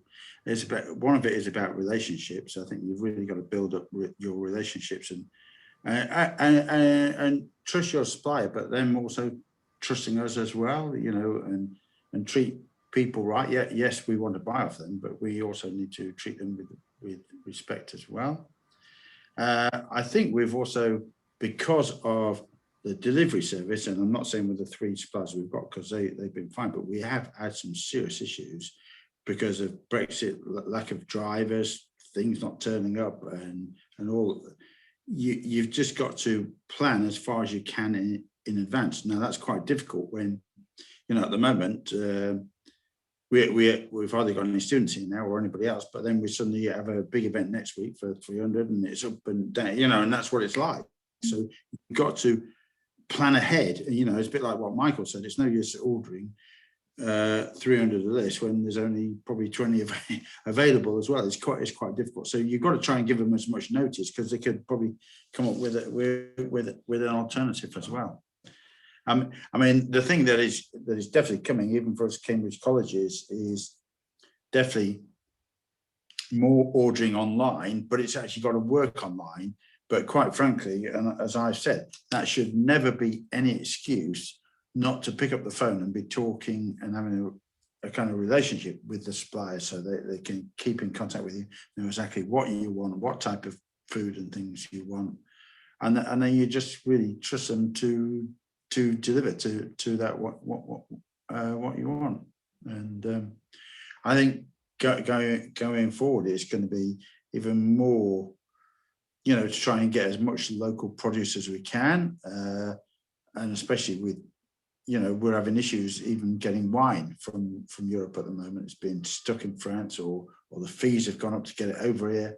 So, we might have to plan it and get it a bit more earlier, or probably use a bit more British. And, there's all these type of things as well. But again, one other thing that Michael mentioned, I think deliveries into Cambridge will be looked at via, you know, yourself, South Cambridgeshire Council, or some council, and because possibly some of the big massive lorries that are coming in aren't going to be able to keep doing that forever and a day, and that might need to be looked at how that is all worked out. And again, that is going to be another cost. There have been discussions about doing a hub on the outskirts of Cambridge and bringing the stuff in, but if that is to go ahead and thought through, it's going to be a big major cost to somebody. Yeah. Yes. And that somebody at the end of the day could be the customer. Yeah. And already food prices and things like that are going through. Salaries, you know, to drivers, to hospitality staff are going up, and that they will never come down. So yeah, cost is going up to the consumer, whether they like it or not. And one of the things, quite frankly, with all due respect, they've probably had cheap food for far too long. And now the reality is coming home that people might have to pay a little bit more. I mean, nobody wants to be charged over the top or be arrogant or anything about that. But some of the food has been cheap, and I think those days have, quite frankly, have gone. I really do. Yeah. I think that's a fair point, Bill. It's got to be factored into the future. That includes us buying. I mean, I've noticed buying food at home is definitely more expensive. Buying food in restaurants, hotels, it's going to be more expensive. Yeah, I see Vic has put a comment in there that some people cannot afford to pay more, sadly, and we'll possibly end up with a that's right. enhanced society, a bit like we'll have with food and drink, clothing, all sorts of consumer aspects, that we may emerge with very different sort of premium products and a value product at the other end. So time will tell how that passes. I mean, again, the other thing, sorry, just with that, it is also difficult. We've been talking about sustainability, but you go into the supermarket and you want, I don't know, a free-range chicken, organic chicken. They are pretty expensive. Yes, they're good quality, but a lot of people cannot afford it. They are expensive. They really are. Yeah, Michael, I think you wanted to come in there. Go for it, Michael. Michael, you're on mute. Sorry. Sorry, on that point, and also to what something that Christina was saying. Thank you, Christina. With regarding prices and provenance and local and what have you, she mentioned France and Italy. Now, correct me if I'm wrong, but in my experience, and I've seen it, my parents are originally from Cyprus, and I've spent a lot of time over there and actually lived there for 3 years when I was younger. Recently, I've seen that even in Cyprus, which was renowned for its local produce, you know, especially fruit and veg, oranges, figs, cucumber, tomato, what have you. I've seen more and more imported produce in all the shops and supermarkets, and less farms. You know, every year I go over, I see less and less farms, and you know, it's all about the sort of the size of the country where you know, everybody's keen to build and build and build because the land is so valuable. And I think we're affected by that quite a lot in this country. Now, you know, I agree with most of the points that Christina brought up, but, you know, should we not be looking at education as well from the early days, and also people's habits and the culture? You know, I'm born and bred in England, you know, I'm English through and through, but, you know, I have to say we can't compare our food culture with somewhere like Italy or Spain or France. You know, it's almost as if food is sometimes a necessity, whereas there it's part of daily life. And you know, for the best will in the world, in Cambridge, you know, I think Kelly mentioned that she saw her predecessors saw less and less football at Cambridge Market, so they moved into doing juices rather than selling fresh produce, and you know, that's people's habits. They're so used to the convenience of going to a supermarket, and you know, I know a lot of people who want local produce, but the access to it is very, very difficult. So you know, we need to discuss and look at ways, you know, with funding, as Christina said, that you know, it has to be worth farmer farming to begin with, to be able to do it. I mean, my dream, and I've been looking for a long, long time, my dream is to be able to buy somewhere on the outskirts of Cambridge an old farm where I could have my butchery business on the farm, but also rear my own produce, you know, pigs and lambs and what have you, to be able to offer them to my customers. But you know, the main sticking point I found after looking for about 3 or 4 of them, and you know, with the help of my brother, he's a director of planning at Turley's in London, a very, very big company. They'll never give me planning permission to open up to put a butchery unit on there. You know, that would, you know, imagine how great it would be for me able to rear my own lambs and deliver them direct from the farm to someone like Bill, but you know, the planning just won't let you.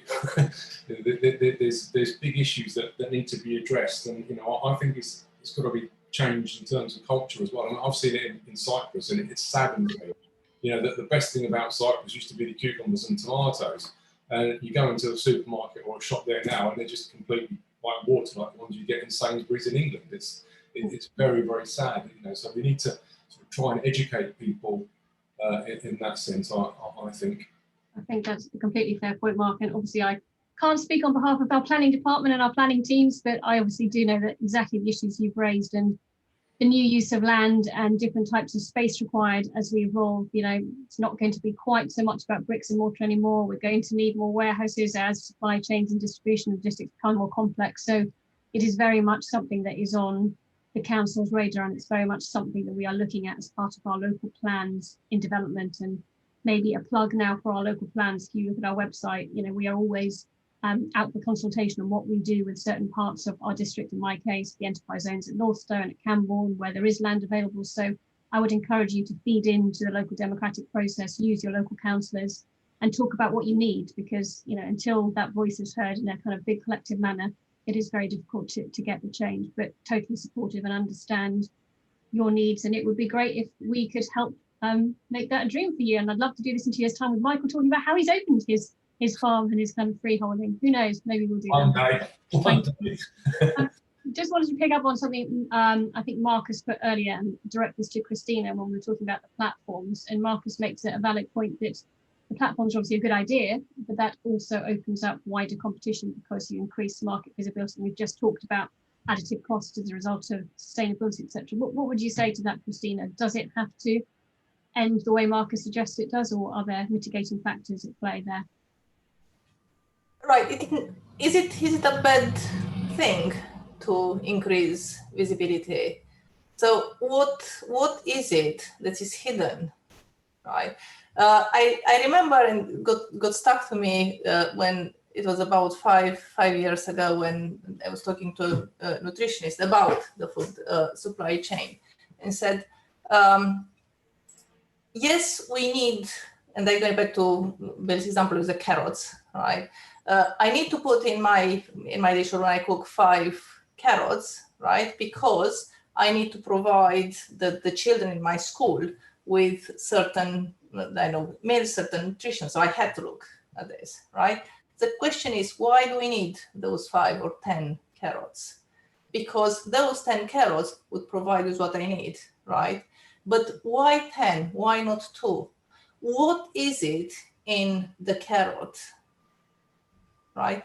So where is the research that says, yes, a carrot that is picked up and being fresh is consumed in 2 or 3 days without being packaged, without being going through various other processes, right, has more, or its quality, it's better than the other one that's traveled around the country or the world, right?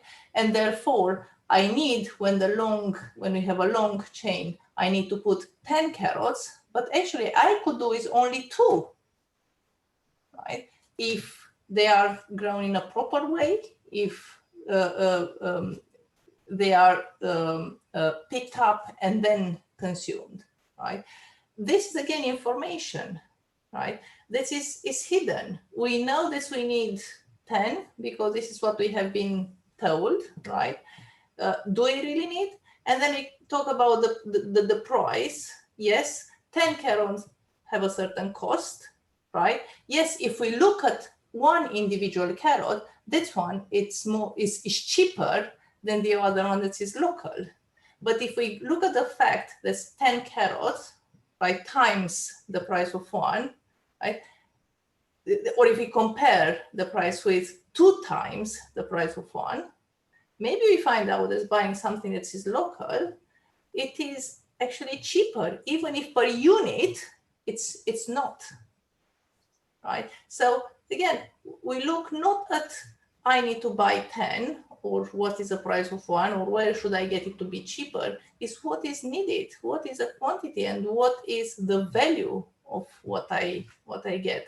So all this information, and another point is, what is the impact on the environment, right? Looking at waste, carbon footprint, and so on. So does it really matter that if I buy from X, cost me 5p more than if I buy for Y? So I think this transparency needs to exist. And I think you raise it, you're in a good position to raise it, but a harder thing for perhaps our suppliers or indeed the food and drinks manufacturing companies themselves to raise, but nonetheless, something that probably will come to the fore, and maybe a whole new session on behavioral economics and nudge theory to change behavior and to get us to think differently and deploy different tactics along the routes. Thanks, Christina.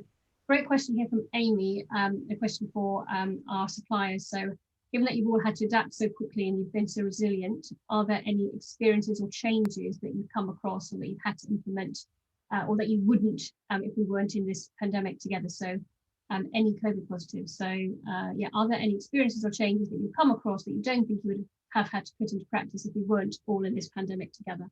So Michael, Michael and Jackie. That's what I wanted to respond to Amy. Now, me and Amy have never met in person, and she doesn't really shout about it, but when the pandemic first started, Amy was doing a lot for charity, especially something that's close to all our hearts. It's the Red Hen Project in Cambridge, and you know, I've been friends with Neil from the Cambridge Food Company for a long time, and we follow each other on Twitter, and Amy was doing her bit for charity, and he was asking people to help, what have you. So I gave him a call and said, look, I'd like to give something towards this charity, but just keep quiet about it. I'll give you some sausages or what have you. And Neil, being him, put it all over Twitter. And from that, I was in the process, as Jackie said, I was in the process of looking at doing my own website for home deliveries and what have you. And just the time scale, because we had to move so quickly, and the cost involved in getting someone to be able to do it during COVID was quite difficult. So myself and Neil teamed up and started selling my meat on his website. He's done the same with quite a few other companies as well. So I'd like to thank Amy for that first of all. And something I'm very, very proud of during the pandemic, especially at Christmas time, and we think we've fed just over 1,000 families. It all began with the Red Hen Project. People were buying boxes of fruit and veg or a Christmas box with turkey in it with gammon and sausage for people in need, to the point where the Red Hen people didn't have any more families to feed, so it started spreading around, and I think we've had just over 1,000 people at Christmas time. So that's something that's very close to our heart, and that we still work at the moment. And the things that we learned from last year, hopefully it'll be even bigger this year. That was probably, I'd say, the best thing to come out of COVID for me, was to see people, working as a community again and trying to help each other. I'm quite proud of that. So yeah, thanks for the question, Amy. And I say, although she keeps quiet about it, she does a hell of a lot behind the scenes, as does Bill. He doesn't shout about it. He's got his fingers in a lot of pies, and it's normally for the greater good, not just for his college and for himself. He's a lot of the things he's been involved in for a long time, help the local community. So we should all be thankful to him and all the University of Cambridge, to be fair, for what they do behind the scenes and to help all of us. That's great. Thank you, Michael. And I see Amy's put a camera on. Amy, did you want to come in and say anything? You're very welcome to add to that if you feel like, yeah, go for it. Yeah, it was great. I started getting involved simply just, always been passionate about locally produced food. I'm intrigued in supply chain issues, and I think the pandemic has really uncovered some major problems that we have, that a bit like with the office workplace, that we perhaps just weren't quite close to solving, and we were like, yeah, it's a barrier, but now it's made it front and center and made it really, really clear. But I think what's so lovely is loads of people have come out and said that local companies and provenance and, you know, great manufacturing and great product creation is so important to them. And even like Neil's latest thing is to produce fruit and veg boxes without plastic, and I'm straight in there. I have to drive into Cambridge to go and get them because I'm outside his catchment area, but I want to support that because, you know, and I'm trying to encourage throughout our business, you know, please think about why you might be going to a larger supplier. Consider coming back to a local supplier, because we need these local ecosystems. I'm out in the villages, and one of the most fantastic things for us was the wonderful street food vans started coming out to the villages regularly. And now I'm an organized person. I can book things and I get all excited, and I track where the trucks are, and we planned our weeks around, you know, where we're steak and honour going to be, where we're Pimp My Fish going to be. And I ended up, you know, drinking at a pub that only served, you know, alcohol. We never really had a need to go there, waiting for my steak and honour burger. You know, they've created a new sort of micro economy, and I think it's absolutely brilliant, and really enjoy it. And yeah, I think it's brilliant to hear from you guys about just how resilient you've been, but boy, you must need an energy to keep going. Brilliant, thanks for that, Amy. And I love the word microeconomy, and hyperlocal, I think, is a word that we all talk about. Jackie, yeah, let's bring you in. Yeah, thank you. I just great question about what would we keep. In our shop is tiny. It's like, you know, we've had a customer limit of 4 people maximum at any one time, and obviously we're all kind of like hand in mouth feeling that might be a problem going down the line. We'd see a decrease in turnover and all the rest of it. What we've actually found is that and also the other thing we've done is shortened the hours, and that's because we're operating still at like 2 people under our normal staffing levels pre-COVID. And so in order to manage the extra weight of work on prepping orders for delivery and running the shop, we've reduced our shop opening times from 10 till 4, which used to be 10 till 5, 10 till 6.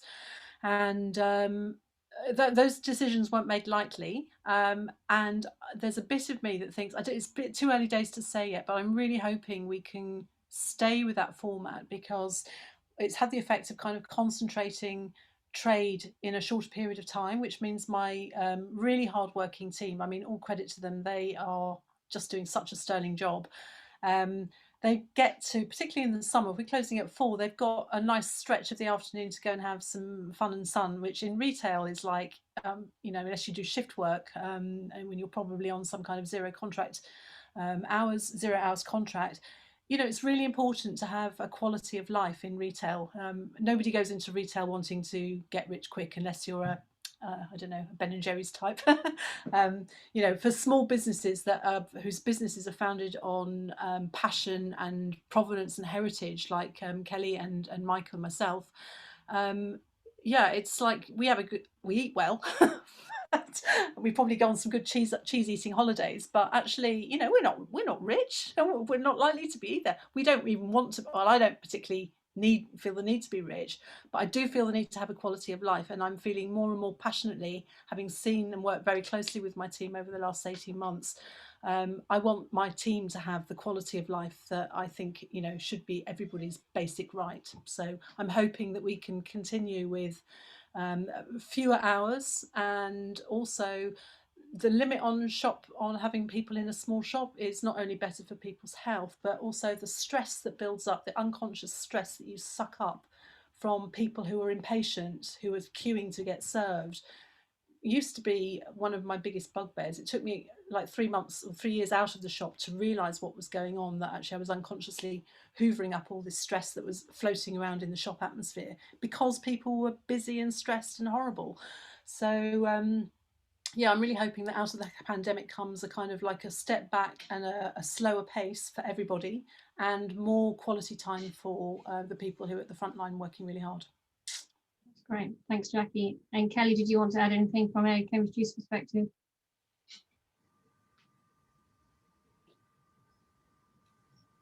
Oh, not sure if Kelly Yeah. Sorry, I can unclick my mute button then. Just really want to say, you know, for us, our employees are our family as well. You know, one of our drivers is my best friend's brother. Another of our drivers is our customer's son. You know, for us, we've been really fortunate in the fact that we've done shifts. So when we didn't want to be in the warehouse at the same time, we sort of communicated and said, right, well, you do the morning, I'll do the afternoon. And I think being a small business, you are able to adapt quickly and make these decisions really quick, rather than having to go through line managers, having to have loads of meetings. We can respond and react quickly to anything that sort of comes our way. And it's actually made me feel like, you know, we've got through this, we can kind of get through anything now. Definitely. Yeah. Michael, do you want to come in there? No, I just agree with Kelly about getting through anything. If we get through this, there's not going to be a lot more that can knock us over, is there? Well, so hope is not a strategy, as I say, but I hope that despite what's happening now with increased cases, the vaccine rollout is and has been our get out of jail card, and hopefully we can all move forward in a resilient and positive manner. Picking up on a couple of questions, Paul and Marcus, again around carbon footprint, and Paul's question around labelling and role of government. Again, maybe Christina, but feel free anyone on the panel to come in. Like, should the government be doing more? Should there be more emphasis on the labelling and the carbon value and all sorts of metrics that show impact on that ELI versus EU imported carrot? Christina, what's your view on that? I completely agree. Right. So exactly as I can't remember when, but recently they started to label how much sugar or fat and so on is. It would be very important to know where the carrots are coming from, or any other vegetables. I enjoy if you're reading the labels. So I read carefully the labels to see where are the products I'm eating are coming from, and sometimes it's just no information. In some of the markets, I really appreciate that they try not to pack. That is absolutely fine. I understand why.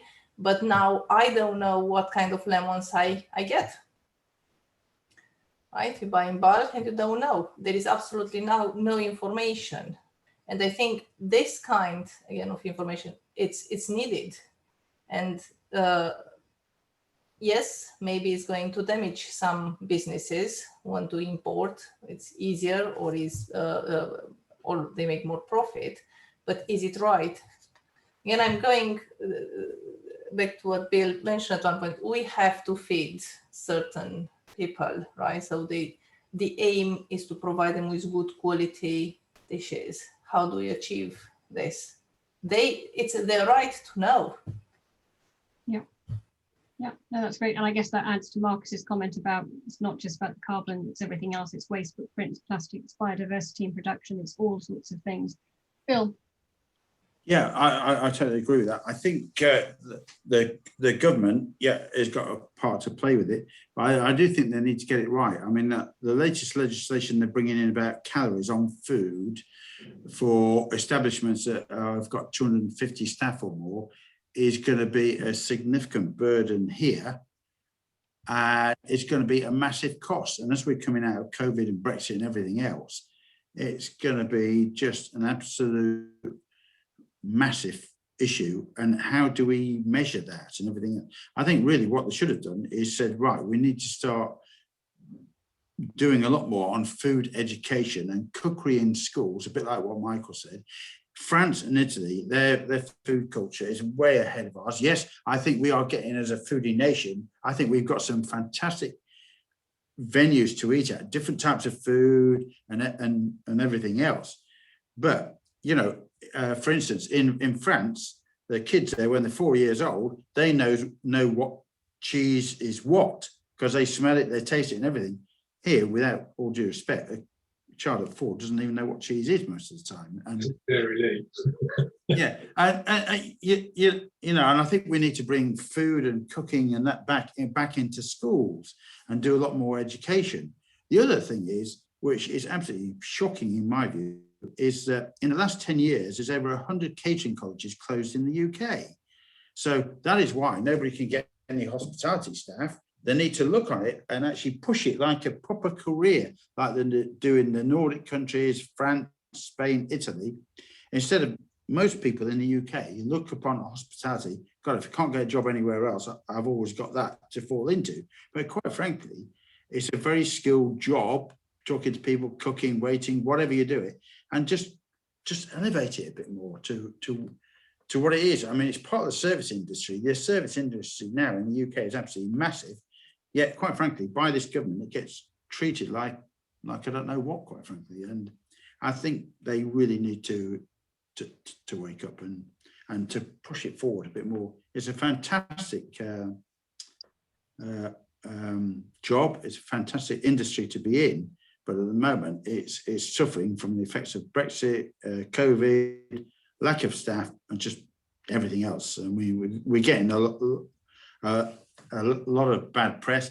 Some of it we don't help ourselves with by paying, quite frankly, peanuts and expecting staff to work 80 or 90 hours. I mean, you cannot expect that nowadays. There's no way. You need to give them a proper fair wage, give them a proper job, proper training and everything else.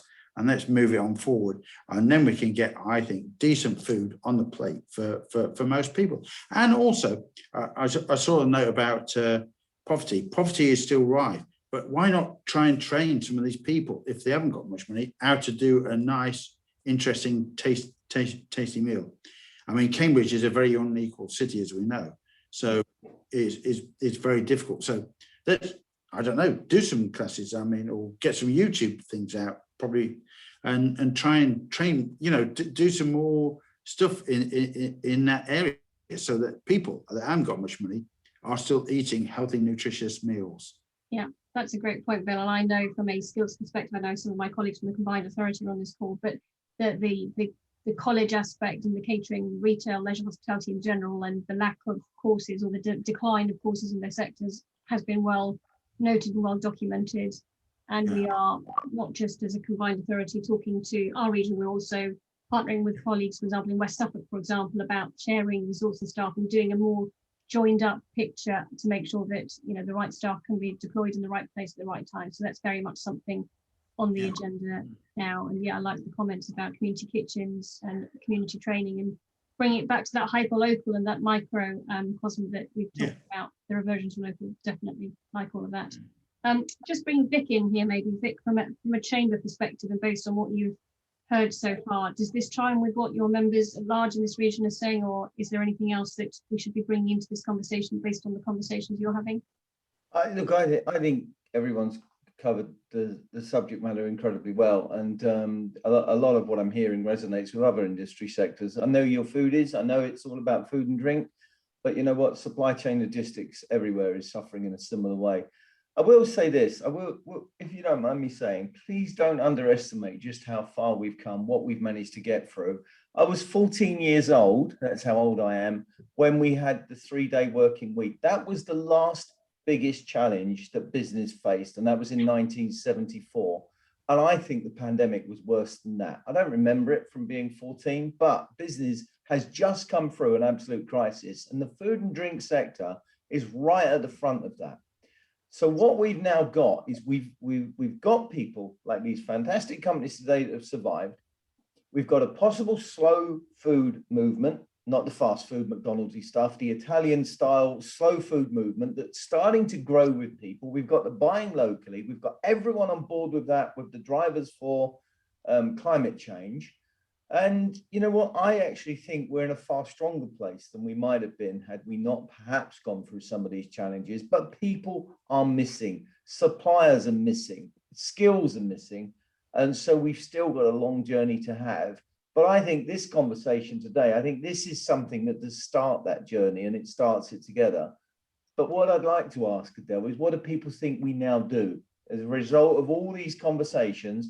Where can the chamber help? What can we do with South Cambridgeshire District Council? What together can we do that's going to help people move forward? Because preaching to the converted, which is what some of us are here, is great because it inspires and it gives confidence. But now let's start to preach to the unconverted. Sorry, Adele, that was probably a bit longer than you wanted. No, that's absolutely fine. It's a great gauntlet to throw down, ultimately why we're here. And yes, we can start discussing it today, Vic, and it would be great if someone from the floor wants to kind of rise to Vic's challenge and tell us what you think we should be doing. But equally, as I said, there is a LinkedIn group that you have been invited to, and we'll resend the link after this. I would love that we re-engage, we connect, we keep this conversation going so that we can see the fruits of our labour and the fruits of this kind of initial conversation. But does anyone want to come in on Vic's challenge to us about what we, the Chamber, councils, anyone on this call should be doing to connect more, work more collegiately to drive stuff forward? Anyone want to come in?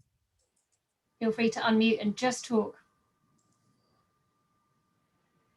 No, you're all shy, that's fine. Oh, is somebody coming? Stuart's coming in. Go for it, Stuart. Well done, brave man. Hello, partly just to prove I have been here and not doing something else for the last hour and a half. So, and this is more about just the food sector, but in the past we were involved in something called Circular Champions around Peterborough, which brought together 6 or 7 champions of different elements of sustainability, whether it be materials, logistics, waste management, whatever. And those kind of things always seem to happen and then disappear again. And I think it's now too important a space not to start doing something like that. And whether it needs to be Greater Peterborough or Cambridgeshire or whatever, it just feels like there's enough will to start to get these kind of conversations moving forward. So it doesn't mean to say we all have to be involved in every conversation, but those who are willing and able can come together and start to look at those plans and strategies and linking things together.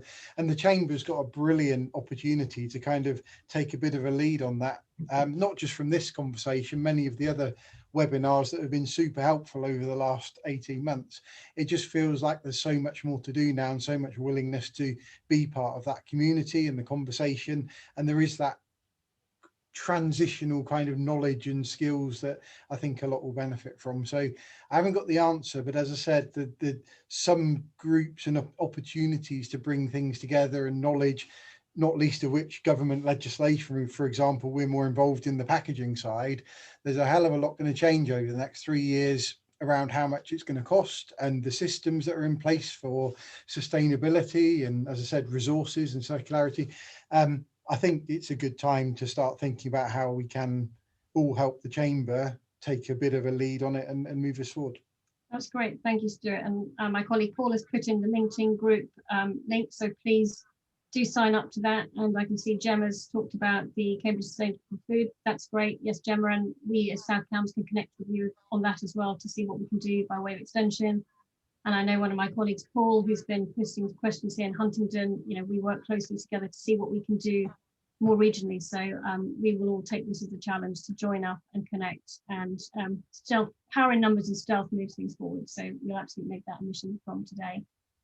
Conscious of time, just want to kind of wrap up a little bit, but did want to bring in Ben from Anglia Ruskin. Ben works with Christina, and Christina's mentioned funding as a barrier, which it often is when innovation and tech are involved. So Ben, did you just want to kind of give a few words on how Anglia Ruskin particularly could potentially help some people on this call? Yeah, thank you, Adele. So from my perspective, I work alongside Christina, but in a completely different sector of Anglia Ruskin University. But our key thrust is sort of engaging with business. Some of the points you mentioned today sort of resonate, and just touching on the finance side in terms of funding, but also in terms of the sort of the quality of the staff and having that adaptability and the flexibility to respond to sort of what's coming out of COVID now.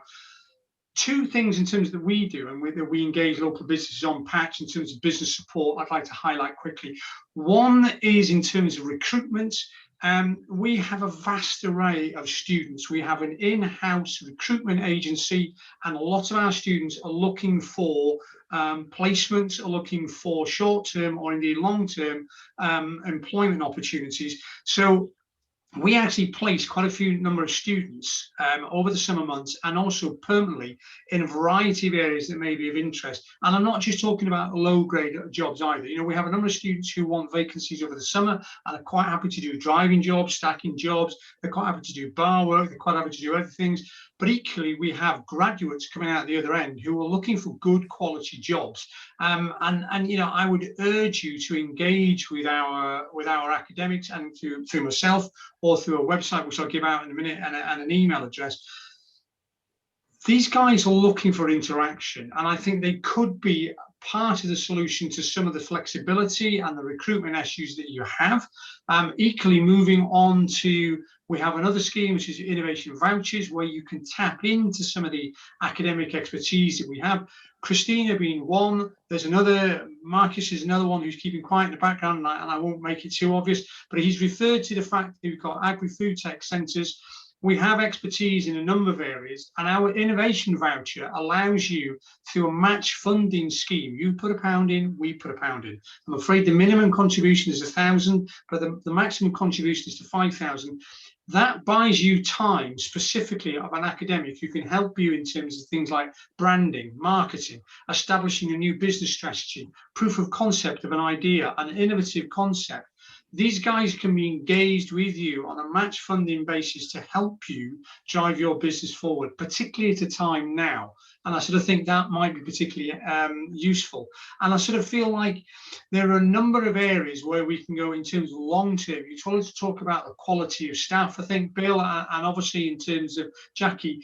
Again, there are things like student placements. I'm showing my age now in terms of things like sandwich courses, where they do marketing skills, where they do business management. These guys are looking for student placements. They're looking for organizations that they can lend their skills and also learn from what you do on a day-to-day basis. So again, that engagement with academia offers you the opportunity for us to sort of be a part of the community, and that's how we see ourselves. So I'll put an email address, which is essentially business@aru.ac.uk. And if you have a point of interest, if you're looking for recruitment, if you're looking for tapping into academics, if you're looking for involvement in terms of things like career fairs, I personally get involved in some of the larger projects where we draw down significant funding to work with small businesses, can be micro businesses, where we place a graduate for the development of a new project within that organization. We're here to help, and we're here to sort of build and work with the community. So I'll put some details in, but you know, that's where I think Anglia Ruskin, in addition to people like Christina who can help with a more long-term project of addressing the specific issue today, but there is that engagement and that dialogue, which we're more than happy to encourage and welcome. Great, thank you, Ben. And just to add, from a South Cambridgeshire District Council perspective, I know many of you on this call are Cambridge City businesses, so forgive me, I'm talking about South Cambridge specifically, which is the bit that I have oversight on, but we have a live grant scheme, which is the remaining funds issued to us by central government for what was called the Additional Restrictions Grant Scheme, but we have turned it into a growth fund. So that means I have a remaining £1.2 million to share between our local businesses who are able to demonstrate local growth trajectory. Excuse me, there's a call here, but I'll ignore that. Yes, so if you check out our website, or my colleague Paul can put the URL link in the chat. We are offering grants between £2,500 up to £50,000, depending on your sales turnover revenue, to business across all sectors, including food and drink supply chain. And we require evidence that you're looking to do something to grow, but that can clearly include innovation, investment in technology, investment in digital. So I would encourage South Cambs businesses to look at our grant scheme, and if when you look at the application criteria, you feel anything you've heard today could fit the bill of what you might be looking for, then I will be, obviously in the team, more than happy to have a look at that application and see if we can help. You know, potentially it might be something that you do with Christina, it might be something you do with a colleague that you've seen on the call today, it might be something you do more broadly as part of the wider region. But I just put that out there, and to raise the flag that there is funding available for people who are looking to be brave, be bold, do different, and continue the good work that they've started in COVID, albeit with a different business pivot model compared to the one they had pre-COVID. And Jackie, you've illustrated that really well, I think, in terms of how you've had to change quite markedly an offline business to become largely wholly digital for a significant period of time. So yeah, it's just one example. Okay, I am conscious of time. I'm sure everyone else wants another break. So just before concluding, can I just ask Vic, would you like to say anything by way of conclusion? No, great. Okay, well, it just remains me to thank everyone again today for, I think, an absolutely fantastic session. I'm not going to lie, I thought, are we going to, 2.5 hours seems really long, but the time has actually flown by, and I think we probably could have gone on another half an hour or so with the Q&A. So thank you very much. Yes, a huge thanks to the Chamber, to obviously our speakers, Michael, Kelly, Jackie, to Bill, to Christina, to Ben, and to my colleagues, Paul and Zoe, and lots of other people behind the scenes I'm sure I've forgotten, but it's taken a little while to get this event up and running, but I'm so glad that we have. And as I say, I think this is just the start, it's not the end. So let's keep talking, let's keep working with each other via the LinkedIn group, and hopefully we can have a part 2 event in maybe 6 months' time to see how things have moved on since then. That would be fantastic to see that we really are moving the dial and that we are working collectively for the greater good of our region. So heartfelt thanks from me. Enjoy the rest of your warm day. The recording will be available for anyone who wants it, I believe. I know there are some people who couldn't attend who'd like to listen to it. And yeah, thank you for your time, and see you all again very soon. Thank you, everyone. Okay, thank you, everybody. Thank you, Michael, Jackie, and Kelly as well, and everybody. So thanks a lot. Cheers. Thank Bye. you. Bye. Bye. Bye. Thank you.